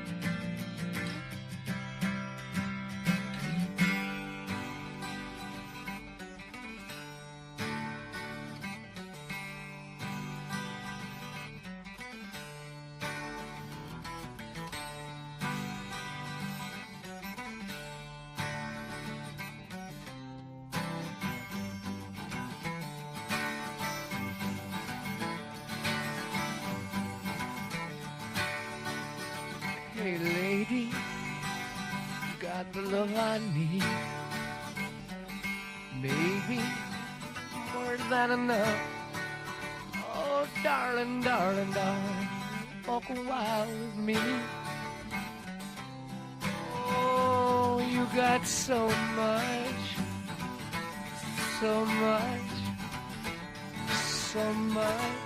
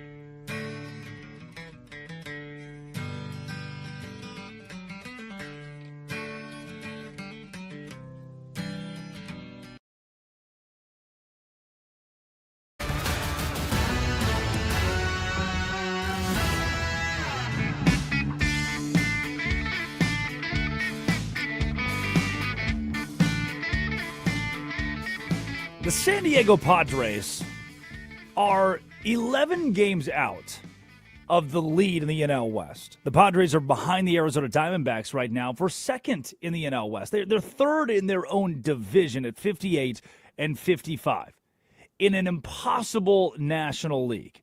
But at the trade deadline, they did not sell. They bought. They want to go to the playoffs. They want a wild card spot. They want to win now. They want the window to be now. It is the Drake Toll Show. Westwood One Sports, the Westwood One Sports app. And you at 310-840-4910 can get involved. Is this the right move? Did the Padres overdo it at the trade deadline and go a little bit too far? Because it better work, and it better work quick, as the San Diego Padres went out and got Casey Mize and Robbie Ray in the rotation to fix a rotation that's been starting J.P. Sears. Let's go to the expert out to San Diego. Ben from San Diego on the phone line. Ben, you're on the Drake Toll Show. What's up, Drake? I think that this whole thing is like a multifaceted thing, from the ownership not being able to spend, being in a limbo at the beginning of the season. I think the organization wants to give the fans meaningful baseball, which you can't fault. But this goes back with A.J. Preller to the Juan Soto trade. He's been giving away prospects for a long time. Whether you're a traditional baseball fan, you might not like it, but I personally enjoy it. You don't see a GM willing to give up these prospects, and he gave up a 17-year-old shortstop in rookie ball and a double-A pitcher who Fangraph has the ceiling at a fifth starter, maybe in the minor league or major league, for Robbie Ray. What hurt was Cash Mayfield, our second prospect. He's got some upside that we gave to Detroit. I like what he's doing. We're one game out of a wild card spot. Yep. Behind the Diamondbacks, and we're one game out of the second wild card spot, I believe, the Phillies as well. Joe Musgrove, Nick Pivetta have rehab starts today in Lake Elsinore. So we may have a new starting rotation within a week. You can hate it, you can love it, but I guess the organization wants to go for it. So that's all I really got. Appreciate the phone call from Ben in San Diego on the Drake Toll Show, 310-840-4910. Thanks again for the phone call, Ben. You can get involved by calling or texting the show and be heard live on SiriusXM 375, the Westwood One Sports app, the Drake Toll Show YouTube channel, and live across 300-plus affiliates over the country and North America. Ben from San Diego has a GM who wants Ben in San Diego to be happy, A.J. Preller. A.J. Preller likes sexy baseball. He likes the names. He likes a team that has Casey Mize and Robbie Ray. Even in you're a couple games back of the wild card, this thing can blow up in your face. But let's go get Casey Mize and Robbie Ray, because it'd be kind of cool if the San Diego Padres had hope. If the San Diego Padres can get healthy. If in the last 2 months of the season, the Padres can keep a championship window open, can compete for a World Series. As a fan, that's what I don't need my GM to be reasonable. As a fan, I don't care who's in Double-A. I don't think the Single-A guy, the 17-year-old. As a fan, I'm my ninth best prospect. If you trade that guy away, I already didn't really know his name. You know, I wasn't that keyed in to Triple-A. So I want to see my ball club at the highest level win. And that's me. That's Drake Toll. As a fan, I like the sexy names. I like feeling like a championship window is open. That's what the Padres want to deliver their fan base. It's what A.J. Preller, the GM, wants to deliver his fan base. Notable baseball expert, MLB Network's own Addy Bates, producer of the Drake Toll Show. The San Diego Padres. Actually, let's do this. There's a very good chance the San Diego Padres are our idiots of the day. Idiot of the day. A team that is 12 games back in their own division. A team that is 2 games back out of the wild card. Just went and got 2 top-end arms to bolster their pitching staff in 2026 with 2 months remaining. Is that an idiotic move for A.J. Preller, or is this a smart move for the Padres who keep a championship window alive? Look, I mean, Ben said it. This rotation has been banged up the entire season, and they've had some issues with the offense. And guess what? A.J. Preller, He attacks every single trade deadline. I was watching MLB Network yesterday, and they put up a graphic of how many prospects A.J. Preller has traded away in his tenure, and it was pages long. Pages long. But here's the deal. It works for that organization. He got Mason Miller from the Sacramento Athletics last year at the deadline, and he had to trade away a couple different people. A lot of prospects for him, but Mason Miller has been great for the Padres. I don't think they're going to win the NL West. I think that's the Dodgers for taking, unless somehow the electrical substation moves all the way down to Chavez Ravine and takes out that ballpark. But I do think they're a solid wild card team, and I think A.J. Preller is doing what he does every trade deadline, and it works to a certain extent. Can they get over that final hump? Can they take down the Dodgers in the postseason? I don't think so, but it is worth a try, especially if you know there's might not be baseball next season. The Bay Area, otherwise known as Chernobyl by the Sea. Many are talking about it.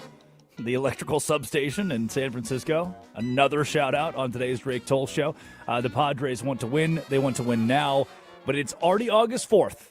All 160. Look, you win your game on June 4th. It matters just as much as the game you win on September 4th. Just letting you know. Just keep you updated here. We're almost past the dog days of Major League Baseball into the hunt for the postseason. Idiot of the day. Man, those who don't go in. Let me preface this. Jerry Jones standing at a podium with 16 Dallas Cowboys cheerleaders behind him. Just that's the rustle of their pom-poms, by the way. They're just rustling the pom-poms for minutes on end as Jerry says, whatever the hell Jerry says. Here is Jerry Jones in Oxnard. The only way you can possibly, in our case, with the New York Giants have it when we open up, is to put it in right out here at training camp. It can't come out if it doesn't go in.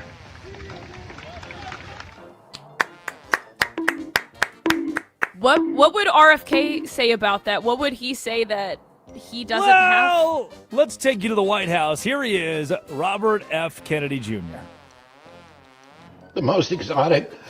I will literally eat anything because I don't have a gag reflex. Let me put it like that. I will eat anything, and I think RFK Jr. and Jerry Jones in the same room together. Again, mix that in with the president, who is just a tick away from Leslie Jordan. Has some Leslie Jordan to him. Has some of that. I don't know. Right. Those three on a podcast in a different world could be there's something there. There's some like Norm Macdonald, Bob Saget sitting down. But in this universe, it's about war. And I'm adding Jerry Jones to that list. I'm going to throw him in there. Our final idiot of the day. Major League Baseball owners. I got a theory. I'm going to flush this one out over the course of the next hour. The Major League Baseball ownership groups across the league, they are sending their best players to the L.A. Dodgers so the L.A. Dodgers can get better on purpose. Why would they do that? Because the better the L.A. Dodgers get, then the more likely it is the players agree to a salary cap. The players say, we can't keep having the Dodgers dominate everybody. I can't keep putting up with the Dodgers. No. Well, that's the case. If you hate the Dodgers, well, guess we have to have a salary cap. Addie, we're pushing the break here. I'm going to flesh it out over the course of the next hour. But am I on to something? Are the owners the real idiots here? Absolutely. But I think they're also the real geniuses at the same time. They're going to get it their way or the highway, and there will be a lockout. But they're trying their best. When we return on the Drake Toll Show, are the Dodgers killing baseball or are they saving baseball? Somehow, some way, because the way the owners are moving, we're even closer to a collective bargaining agreement and no lockout. The players might be so fed up with the Dodgers that we don't have a lockout in 2027. I'll unpack it, but I need to know from you. Are the Dodgers saving baseball? 310-840-4910. As a Rangers fan, I'm not having a good time asking that question. 310-840-4910. But we have to be honest with ourselves. It's Westwood One Sports, the Westwood One Sports app. Laura Jimenez runs the board, and Addie Bates produces. Let's take you to Los Angeles when we come back. This is the Drake Toll Show.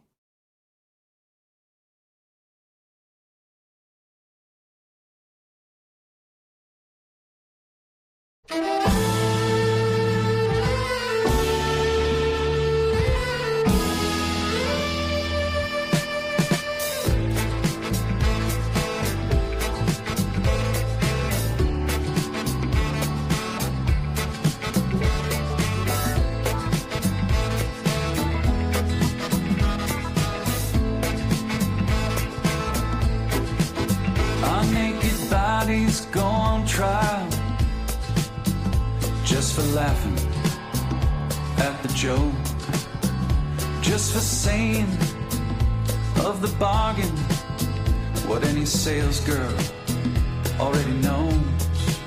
Most of us old men die at the firing line, just waiting for our number to be called. I guess time just makes fools of us all. Now the king regales his stepson when he's loaded as a gun. Says a real man is like a country, you need a map to find your one. Now I do you suppose you must approach the throne with its back up against the wall. I guess time just makes fools of us all.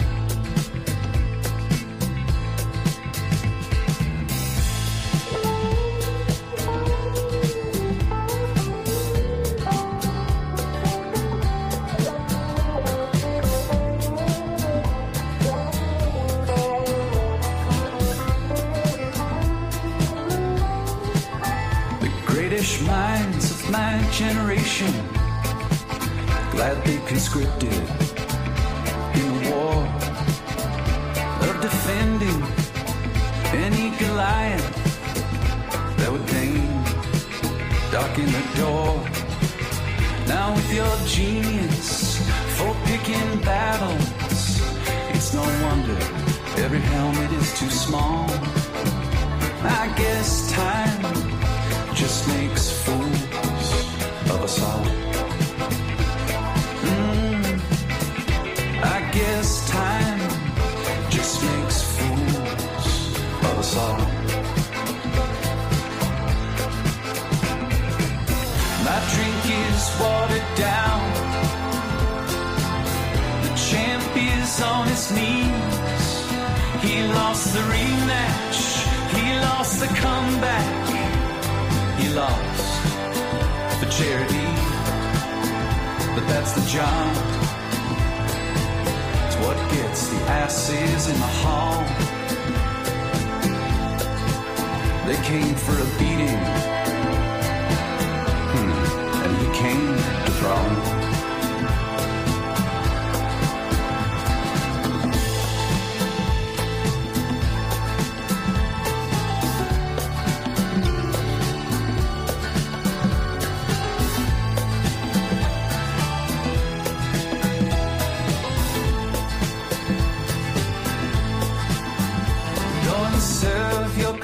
Notice that of all the young gods I have known, yours is easily the least famous to turn down the cover of a Rolling Stone.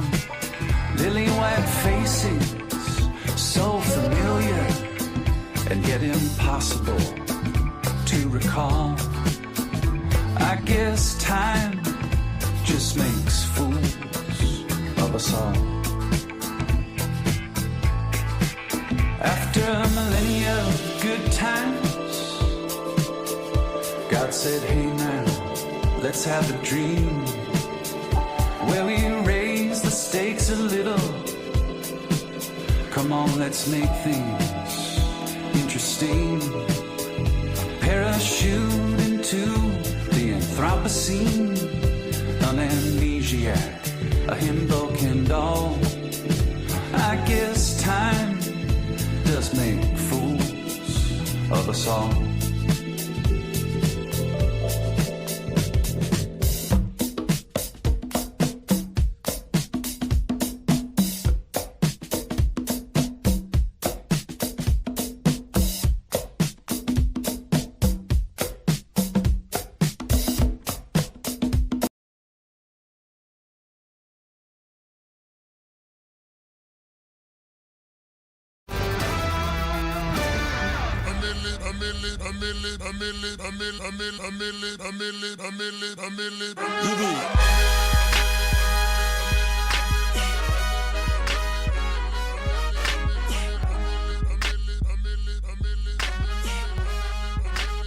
LA Dodgers are saving baseball.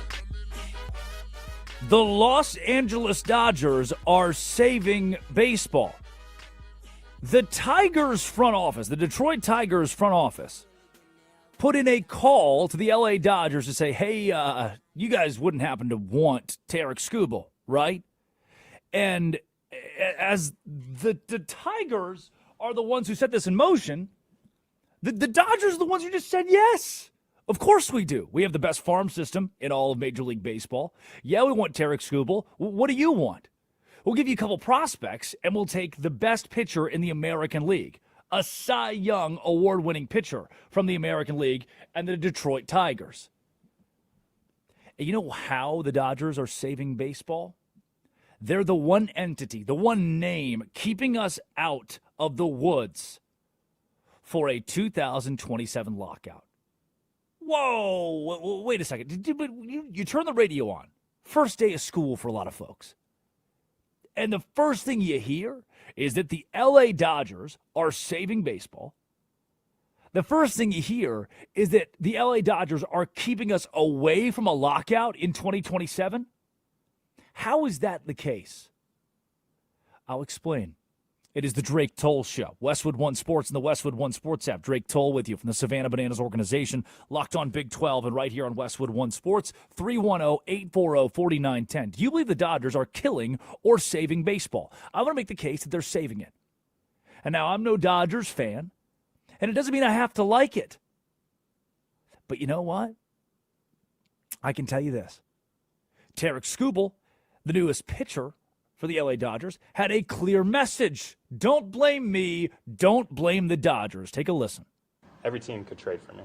Every team could make that acquisition. And I don't really sympathize with people that blame the Dodgers for anything they've done. They've developed a really good organization. They draft well. They acquire talent really well. They retain talent. It's a winning organization. Now the complaints seem to be because they've won the last 2 World Series. I don't think it was like that 3 years ago. So I don't really sympathize with people that are complaining because the Dodgers, do all the right things. Hold on. Wait. Laura, can you replay just the first 6 words of that, please? I need to back it up a second for it. Tarek Skubal, can you repeat that, please? Every team could trade for me. Every team could make that acquisition. And It's weird, Tarek, because I'm reading right here, BleacherReport.com, Tigers called Dodgers to get Tarek Skubal trade. From Adam Wells, BleacherReport.com, August 3rd, 2020, Tigers called Dodgers to get Tarek Skubal trade. No, Tarek. Not every team could have traded for you. No, this was calculated for the LA Dodgers to be your landing spot. And it is time for a conspiracy theory. Every team in Major League Baseball, every owner in Major League Baseball is gearing up for one thing, the collective bargaining agreement. We talked about this a lot yesterday. I posed you the question, why would the players sign on for a salary cap? 310-840-4910. 310-840-4910. That question still stands. But as the collective bargaining agreement approaches December 1st, 2026, we cannot play baseball unless the owners and the players both agree to sign the collective bargaining agreement. The owners want a salary cap, the players don't. We've established that. We've gotten there. Why does that matter? Well, now, owners across the league are sending their best players to the Los Angeles Dodgers. They're ensuring the Dodgers become a super team. The Dodgers become a super roster. They want to make sure the LA Dodgers are insufferable. One of the ways of doing that is by pointing at the Dodgers and saying, look, they have $420 million worth of players on their roster. And the current format of a quasi-salary cap is taxing teams a luxury tax. The Dodgers will pay around $170 million in a luxury tax because their roster is so expensive. Do you know what LA said in response to that $170 million?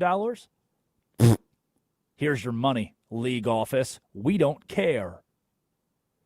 The owners now understand The stronger the Dodgers get, the bigger the Dodgers get, the more money they spend, the more they're willing to trade for stars. As the super team builds and grows both from trades and free agency wars won, that the owners can get to the table with the players and say, I want a salary cap. And the players say, nope, no salary cap. The owners say, well, if we don't put that in place, you're going to get the Dodgers. And it's going to keep happening and happening and happening. The stronger the Dodgers are, the better the Dodgers look, the more money the Dodgers pay, the closer we get to a salary cap. Because at some point, it's going to break. The dam breaks loose, and the players say, fine. In order to stop what's happening in Los Angeles, we'll sign on to the idea of capping our own salaries so that one team can't own all the biggest stars in baseball. Otherwise, the Dodgers would spend $1 billion on their roster, and in 3 years, the sport's collapsing. So how does that save baseball? How does it save baseball if the Dodgers are collecting all the great stars? If they have the Infinity Stones, if Thanos has built the little hand thing that he wears? How does it save baseball? Well, right now, the owners and the players cannot agree on a collective bargaining agreement. But if the players can compromise by saying, fine, we'll allow it, we'll do it, we'll have a salary cap, they sign the collective bargaining agreement, and we play baseball in 2027. Somehow, Major League Baseball owners have made the Dodgers so insufferable for the rest of the baseball players in the country who aren't members of the Dodgers, the best professional organization in sports, by the way. They've made everybody else so mad that you can't be a member of the Dodgers that the players might just decide to cap their own salaries and play baseball in 2027. The Dodgers, alongside the rest of the owners in Major League Baseball, are playing Winfield Scott's Anaconda Plan. The hell is this guy talking about? It's the Drake Toll Show, Westwood One Sports, and the Westwood One Sports app. Take you back to the 1860s. Bang! Civil War. The South was impossible to penetrate in so many ways. The North was like, okay, well, if we just, we're a year in, and they've got sticks. They're fighting with broomsticks in the South, and we're losing. Mass casualties at this point. Then Winfield Scott heads up the Northern Army and says, what if we go Anaconda Plan? What if we surround the South from all sides and slowly squeeze in? The owners of Major League Baseball are going Anaconda Plan, Civil War, Winfield Scott style on the whole damn sport. What if we surround baseball and we close in? Forcing the players into a corner where we look at the big bad Dodgers, scary, and say, sign this salary cap addendum, or that big bad monster is going to keep on getting you. The Dodgers, in a roundabout way, might be saving baseball. Let's go to the phone lines. 310-840-4910, the Drake Toll Show. Westwood One Sports and the Westwood One Sports app. They're open to calls and texts. You can be heard live on SiriusXM 375 and the Westwood One Sports app. John from Boise, you're done with baseball if they go on strike. Is that the case? That is true, man. I remember like the 93, 94 season when they went on strike, and my dad had taken us to a few Mariners games. And, they went on strike, and he was done with baseball at that point. He's like, it costs almost half a month's mortgage to go to one game to take my family to a game. These guys make so much money. So my dad was done with baseball, so I was, right? And about 4 years ago, my daughter started playing softball, and so she wanted to start watching baseball, and she picked the Dodgers as her team. So we started watching baseball together, and she's still playing softball and all that. But if they strike, like, these guys make so much money, like just an insane amount of money. If they strike, I am just done with it forever. Like, it just makes me sick to my stomach. Appreciate the phone call. Appreciate the input. John from Boise jumping in on the conversation. 310-840-4910. 310-840-4910. The 1994 strike that John brought up right there. And good to hear from you, John. Likely 95.3 there in Boise, one of our affiliates here, Westwood One Sports, a valued affiliate. 1994 strike. The World Series wasn't played. It was canceled due to a player strike. And a lot of people jumped out on baseball then. My dad actually got drafted. From one story of a dad to another, my dad was drafted in 1994.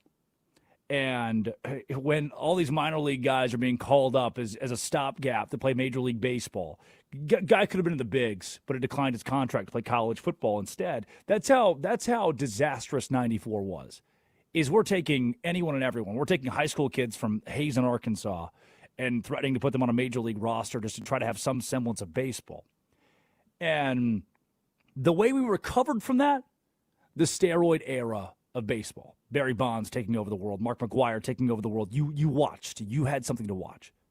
Today, we've gotten to the point in Major League Baseball where our modern version, this is fun, this is good, our modern version of the lockout that ultimately revived baseball, that saved the right, there's the lockout in 94 is our low point, and the steroid era is our high point. That's where we climb back in. Our version of the lockout is the damn Rangers playing the Diamondbacks in the World Series. That's the day baseball died, is when everybody decided we don't want to watch this. Like record low viewership for the Rangers and Diamondbacks World Series. Since then, thanks to guys like Shohei Ohtani and the Dodgers being must-see TV, 2 words, must-see TV, they surpassed, we surpassed 71.4 million total attendees last year, butts in seats at Major League Baseball. And now this year, we're on 3 straight years of ticketing growth for the first time since 2007. National broadcast streaming audiences are up significantly. Early season national viewership this year jumped 44%. Streaming consumption on MLB.TV hit record highs. And the average age of ticket buyers dropped to 43 years old, showing there's a ton of traction with younger demographics in the sport of baseball. Baseball's growing. In the wake of the great baseball depression of the Texas Rangers and Arizona Diamondbacks playing in the World Series and neither of those teams carrying any weight, then we had the Dodgers and the Yankees, the Dodgers and the Blue Jays in an incredible World Series. Baseball's revived. Baseball's alive again. But we might just kill it. Baseball's alive again. And if you go on strike, you're going to kill it. So what did the owners do? 310-840-4910. They built a monster. They built Godzilla. They went into a lab. They created the thing to help stop the world. They wanted to be the superhero. The owners want to be the superhero. If we create the problem, then we can save baseball. They used the Dodgers to do that. So I want to go back. Laura, please, the first 5-6 words of the Tarek Skubal audio. Can you please run that back, Tarek? Your thoughts on you being a Dodger and not a member of the Mets or the Rays or the Blue Jays? Every team could trade for me. Every team could make that acquisition. And I don't really sympathize with people that blame the Dodgers for... That's good. No. Wrong. Not every team could trade for you. We're colluding as Major League Baseball to ensure that you, Tarek Skubal, are a Dodger so that we can build up the Dodgers. People were calling and texting. Some Dodgers fans were asking about this yesterday. And I'm not saying this is a problem. I'm not saying Dodgers fans should feel bad about this, be upset with this, be mad at this. We had calls and texts yesterday at 310-840-4910 on the Drake Toll Show that said the same thing as Skubal. Anybody could have done that. Anybody can be the Dodgers. Anybody can collect these kind of players. Anybody has this potential. And yeah, anyone could spend like the Dodgers. Anyone could be dangerous with their trades. Anybody could try to facilitate a super team. But the owners of Major League Baseball aren't going to create a villain out of the Detroit Tigers or the Mets. Nobody really hates the Blue Jays. The owners of Major League Baseball identified the Dodgers have the best organization. They have the best farm system. The owners of Major League Baseball identified the Dodgers are the biggest threat to people, that the Dodgers are the team that people can hate the easiest. So let's make them even more hateable, to the point that the players sign a salary cap to stop the Dodgers. No one would be scared of a super team in Miami. No one would be scared if the Tigers were a super team, if the Diamondbacks were a super team. No one would go nuclear if you look up tomorrow and all of a sudden the Atlanta Braves are a super team. Nope, it doesn't have the same sting of the Dodgers paying $420, $440, $460 million, whatever it is, for their roster this season. That gets people talking. That makes you feel something. That gives you a visceral reaction. And the players in Major League Baseball will look at the Dodgers and say, I don't like that. And the owners will say, fine, we'll put a stop to it if you make a salary cap the future of baseball. It's Westwood One Sports, the Westwood One Sports app. When we come back, let's take you back out, 310-840-4910. Anthony's on the line to talk the Dodgers ruining baseball. Anthony, you hold on with us. We'll be right there with you. This is the Drake Toll Show. Quarterback battles.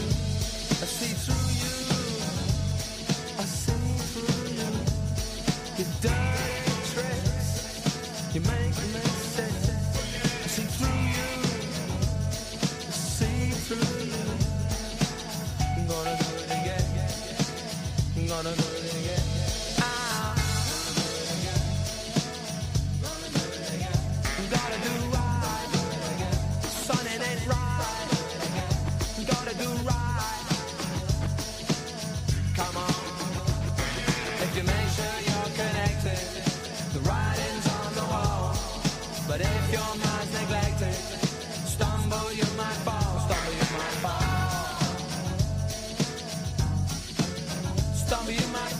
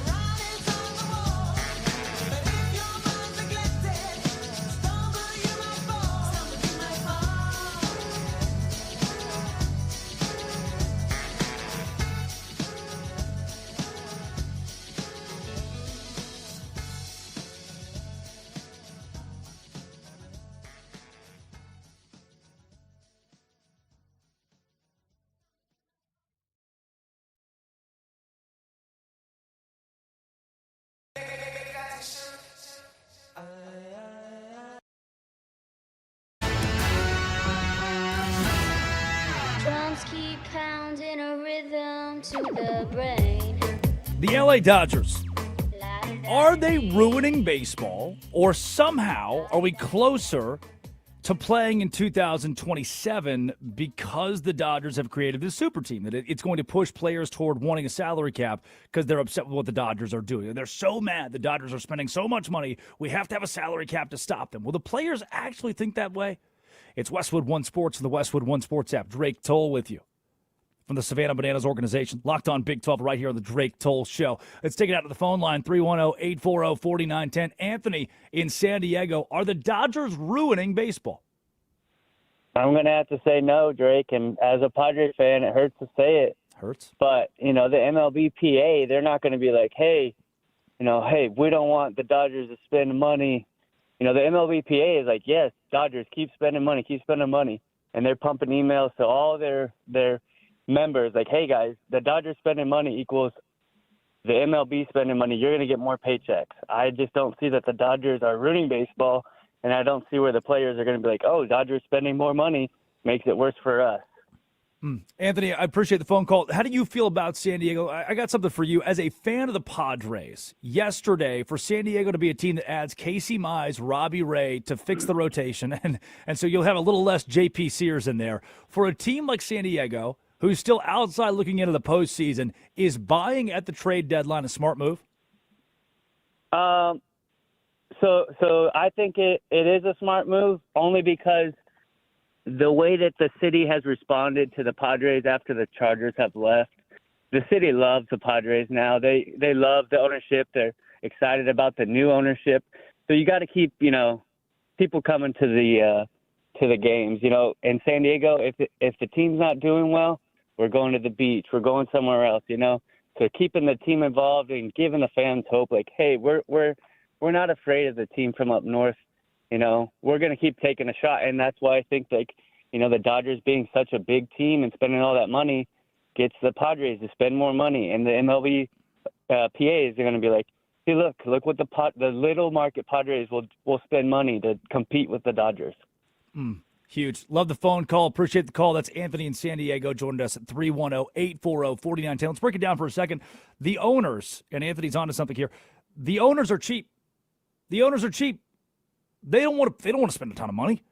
The Dodgers might, the Mets might, but you go to Miami and their 43 owners that they have, they don't want to spend money.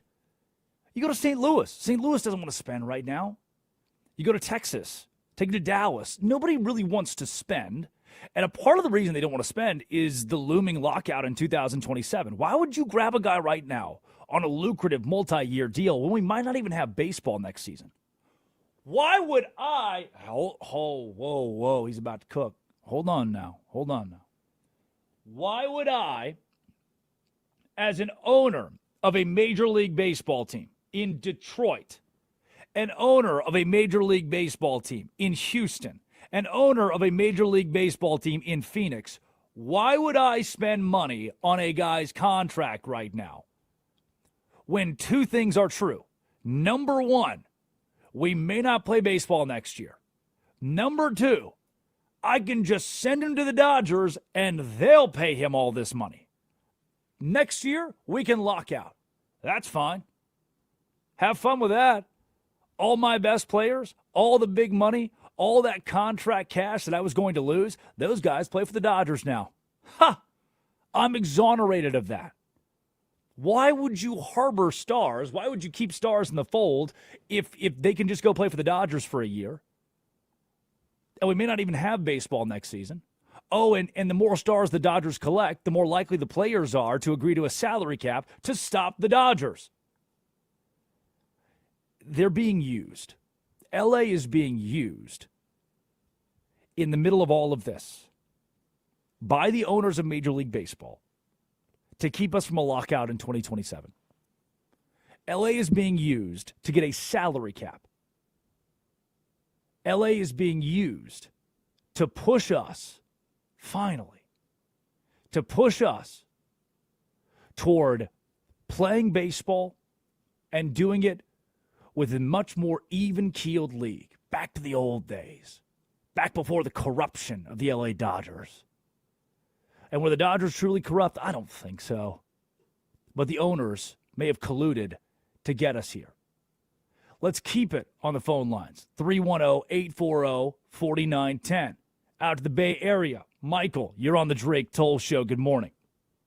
Good morning, Drake. Hey, diehard Giants fan here, and I would love to agree with you that the Dodgers, by them spending so much money, and it's going to get the players to, want to take less, but it's just not going to happen. Players want to get paid.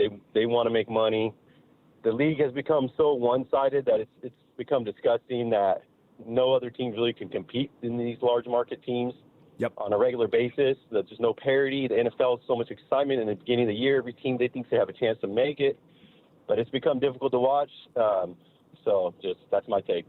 Appreciate the call, Michael in the Bay Area, 310-840-4910 on the Westwood One Sports app, Sirius XM 375, the Drake Toll Show, 310-840-4910. You can call or text. Yeah. There's the flip side of this coin. And I'm glad you called, Michael. There's a flip side of this coin. I keep telling you the Dodgers paying $500 million, I should say, for a roster will lead to the players accepting a salary cap. What about the other side? For the players across Major League Baseball, do you understand how your hand would tremble, how it would shake? You're 16 years old at the drive-in once again. As you grab that pen and you go to sign the piece of paper for the collective bargaining agreement that says you, the players, you, the MLB Players Association, are agreeing to a salary cap. You're agreeing that your money pool is going to go down, that your cash cow, your endless influx goes away. In order to stop the Dodgers, I have to ensure a salary cap is instituted in Major League Baseball. To do that, I have to limit my own money, my own opportunity to earn. I grab the pen in my right hand, and it trembles as I go to sign my name on the dotted line that says you may not be able to make as much money anymore. But that's what it'll take to stop the LA Dodgers. You really think the player's going to sign that? Have their hands been forced to the point that they would sign a document saying they'd make less money? Real Sophie's choice there, huh? Watch the Dodgers dominate the league? Or sign a salary cap that could limit the money you make? Real Sophie's choice. It's Westwood One Sports, the Westwood One Sports app. I got 2 words for you. I got 2 words for you. Must-see TV. That's more than 2 words. Bijan Robinson. We're getting there. And the Atlanta Falcons. Breaking news, Laura.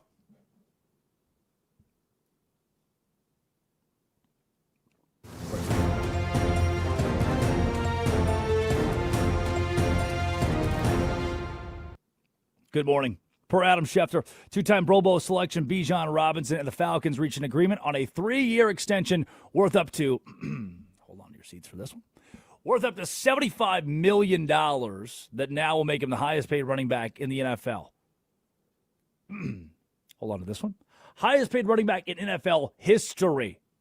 Robinson will receive a record $51 million guaranteed, including $37 million at signing in a deal that agent Nicole Lynn and the Falcons have been working hard to finish up in recent days. We'll pause MLB for just a minute. The phone line's still open, 310-840-4910. We'll get to you. I'm excited to get to you. Bijan Robinson, the highest paid running back in NFL history. It's over. It's over. We did it. War is over. For all this talk about Major League Baseball, for all this talk about the contracts of Major League Baseball, the money in Major League Baseball, let's talk some contracts in the NFL. Because I could take you to L.A. with like Blake Corum or Kyron Williams. Now, Kyron Williams is a bang-up running back last year, standout for Los Angeles. Do you want to pay that guy? Do you want to pay a Blake Corum? Who do you want to? No one's paying running backs anymore. That's done. Finally, we are back to paying the running back. 3 years, $75 million, averaging between $22 and $25 million per year. He leaps Saquon Barkley, who sits at $20.6 million per year. Now, Saquon doesn't have to be alone. Derrick Henry, they don't have to be alone. Bijan Robinson gets to break the record for the highest paid running back in the National Football League. So if you've been telling me, the NFL doesn't value running back, they don't pay the running backs, that was the case. That was exactly what we're looking at. But now, guys like Kyron Williams, guys like Jahmyr Gibbs for the Detroit Lions, maybe guys like that who are seeking contract extensions, guys who are ready to make money in the National Football League, maybe those guys can look at Bijan Robinson and say, I want that. We just reinvented running back contracts in the National Football League. The 2010s, the early 2020s, the whole position. The market collapsed. No one wants a running back. Get a rookie, use him for 3 years, send him somewhere else, have somebody pay him $5 million. Tops. Even in Ezekiel Elliott, we're not paying these guys. We don't want to. Saquon Barkley, Josh Jacobs, Christian McCaffrey, those guys fought tooth and nail just to get $15 million. And now Robinson at $25 million? We have just smashed through the ceiling for running backs and what they can make with Bijan Robinson resetting the market in Atlanta. We will cover that closely over the course of the rest of our show today and across the network at Westwood One Sports and the Westwood One Sports app if you keep it right here on your dial all day long.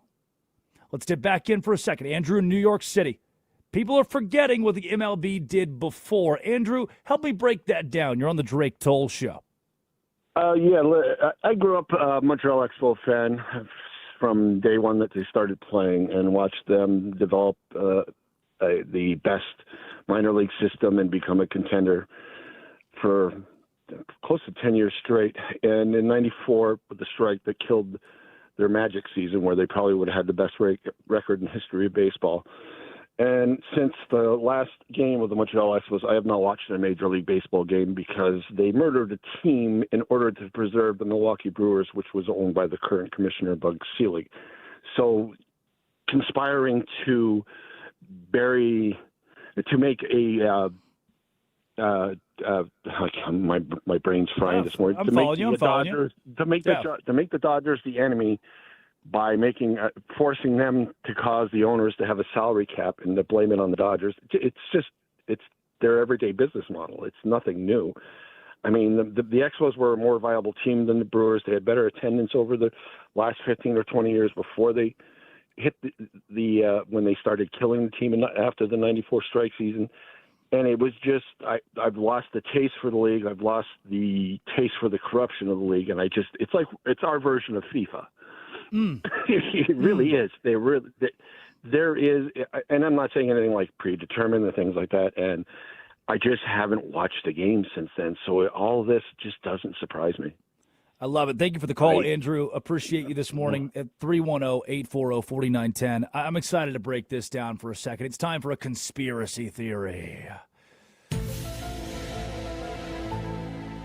I think Andrew's on point. Montreal Expos. We've got to get rid of somebody. We have to have a scapegoat here. Montreal Expos, they disappear to save Milwaukee. And Major League Baseball has been in the business of collusion with things like that. Major League Baseball has been in the business of playing the roundabout mind game. And the mind game set right here that Andrew is talking about, I think he's spot on. Andrew, again, appreciate your phone call. I think he's spot on to say that the L.A. Dodgers are just the next ploy, the modern ploy, today's ploy for the owners, for Major League Baseball, to push the envelope so far to get what they want. That the Dodgers and the owners can come together and say, yes, out of that super team, we will invent a salary cap. Players will say that team's too good. That team's way too good. We can't keep doing this anymore. We're going to need a salary cap. And if the players get it, if the owners get the players on board with this, and the players reluctantly have to march in and sign their names, the players don't get what they expect with a salary floor, then all of this blows up. We don't have baseball next year. I want to note, and again, Andrew, I really appreciate the call, how devastating it is for a guy that said, he's been rooting for the Montreal Expos his whole life, and then just one day you wake up and your favorite sports team. Man, I'm a reluctant Dallas Cowboys fan. I went to college in Texas and grew up in Arkansas. and I'm a Texas Rangers fan. A lot of that. Those are the closest pro sports. And I would watch I was a 162 guy back when it was convenient on Fox Sports Southwest. Get home from school and watch the Rangers game. Play sick so I could watch a Rangers game at 3 p.m. when they played Oakland. And man, I can't imagine how devastating it is to watch a team your whole life, then watch that team disappear, to dissipate, and then to know that you're onto them, that you see what Major League Baseball is doing, that they can't hide it from you, and you're aware of the collusion, and that collusion that culminates in something like the LA Dodgers having a super team that's dominating the sport of baseball. When we return, let's close up shop. Let's do it in a big way. We'll give you more on Bijan Robinson, who just signed a record-breaking contract in Major League Football. Major League Baseball will give you the LA Dodgers, whether or not they have broken the sport, if they are a good thing for baseball, a bad thing for baseball. Did the Dodgers just kill baseball? Bijan Robinson, its NFL contract, and the Dodgers, did they ruin a good thing? It's Westwood One Sports and the Westwood One Sports app. This is the Drake Toll Show.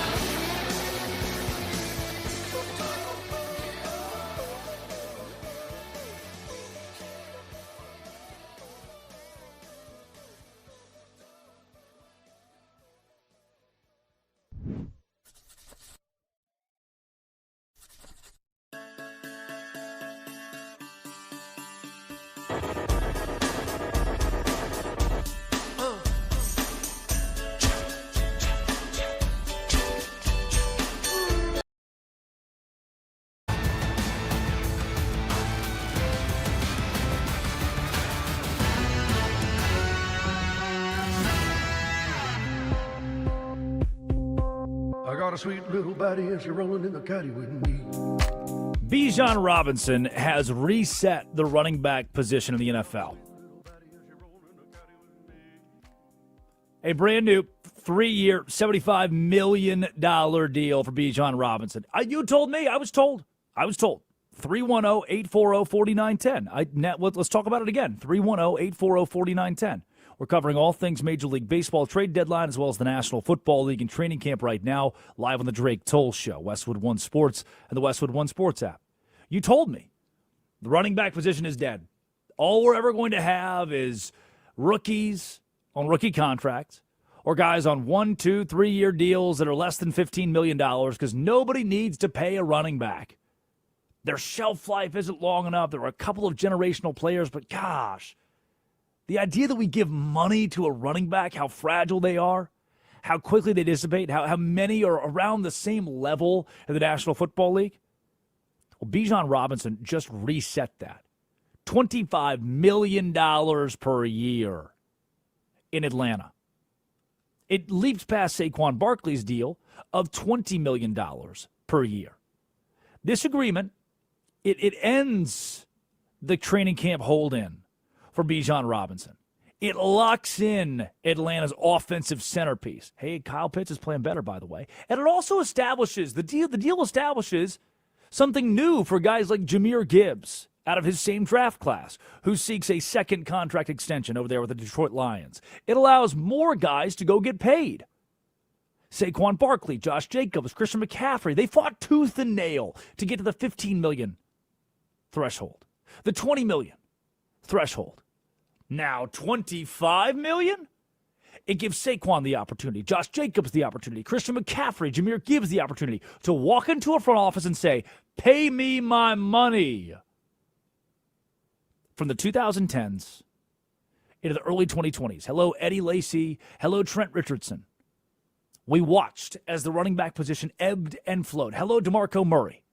For a couple years, those guys got to be the big names, top of the NFL. You go for fantasy draft. You got DeMarco Murray, hell of a draft. You got Trent Richardson, hell of a draft.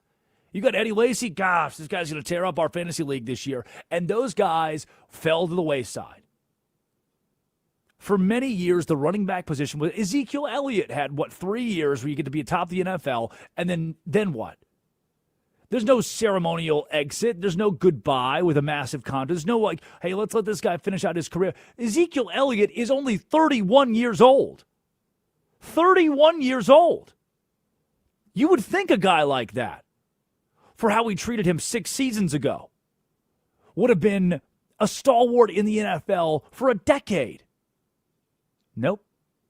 After 2021, the 3-time Pro Bowler, who was a Pro Bowler in 16, 18, and 19, the 3-time Pro Bowler was cast away. We just didn't really care anymore. 2022 was a fine year in Dallas, but you started to see it wane, and we didn't care to pay him money. We don't care to pay running backs money. Bijan Robinson just reset that. 3 years, $75 million. Laura, that's not the only breaking news. I just now from NFL.com, there is breaking news.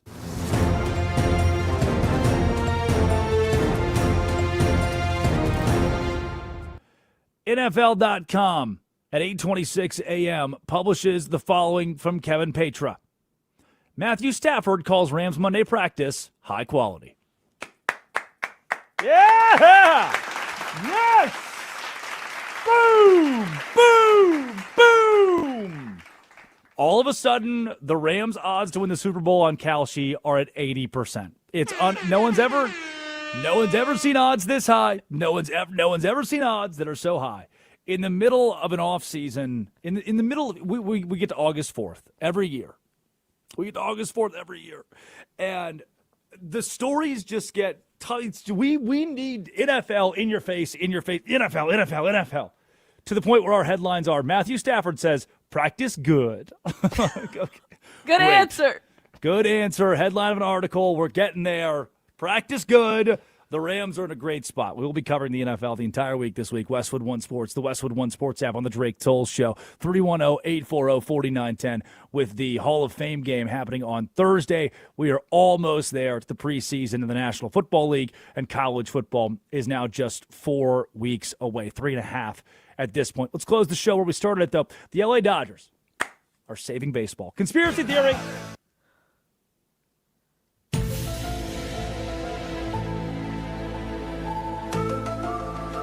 The LA Dodgers, in collusion with the rest of the owners in Major League Baseball, are trying to build a super team so that we don't have a lockout next season. What?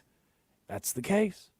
Here's what's happening. The owners around the league look at the LA Dodgers and say, if we send all of our best players there, the Dodgers are willing to pay $440 million for a roster in one individual year. Maybe the players of Major League Baseball will look at the Dodgers, see how bad this is, and they'll agree to a salary cap. The players will say the Dodgers have gone so far that we have to have a salary cap.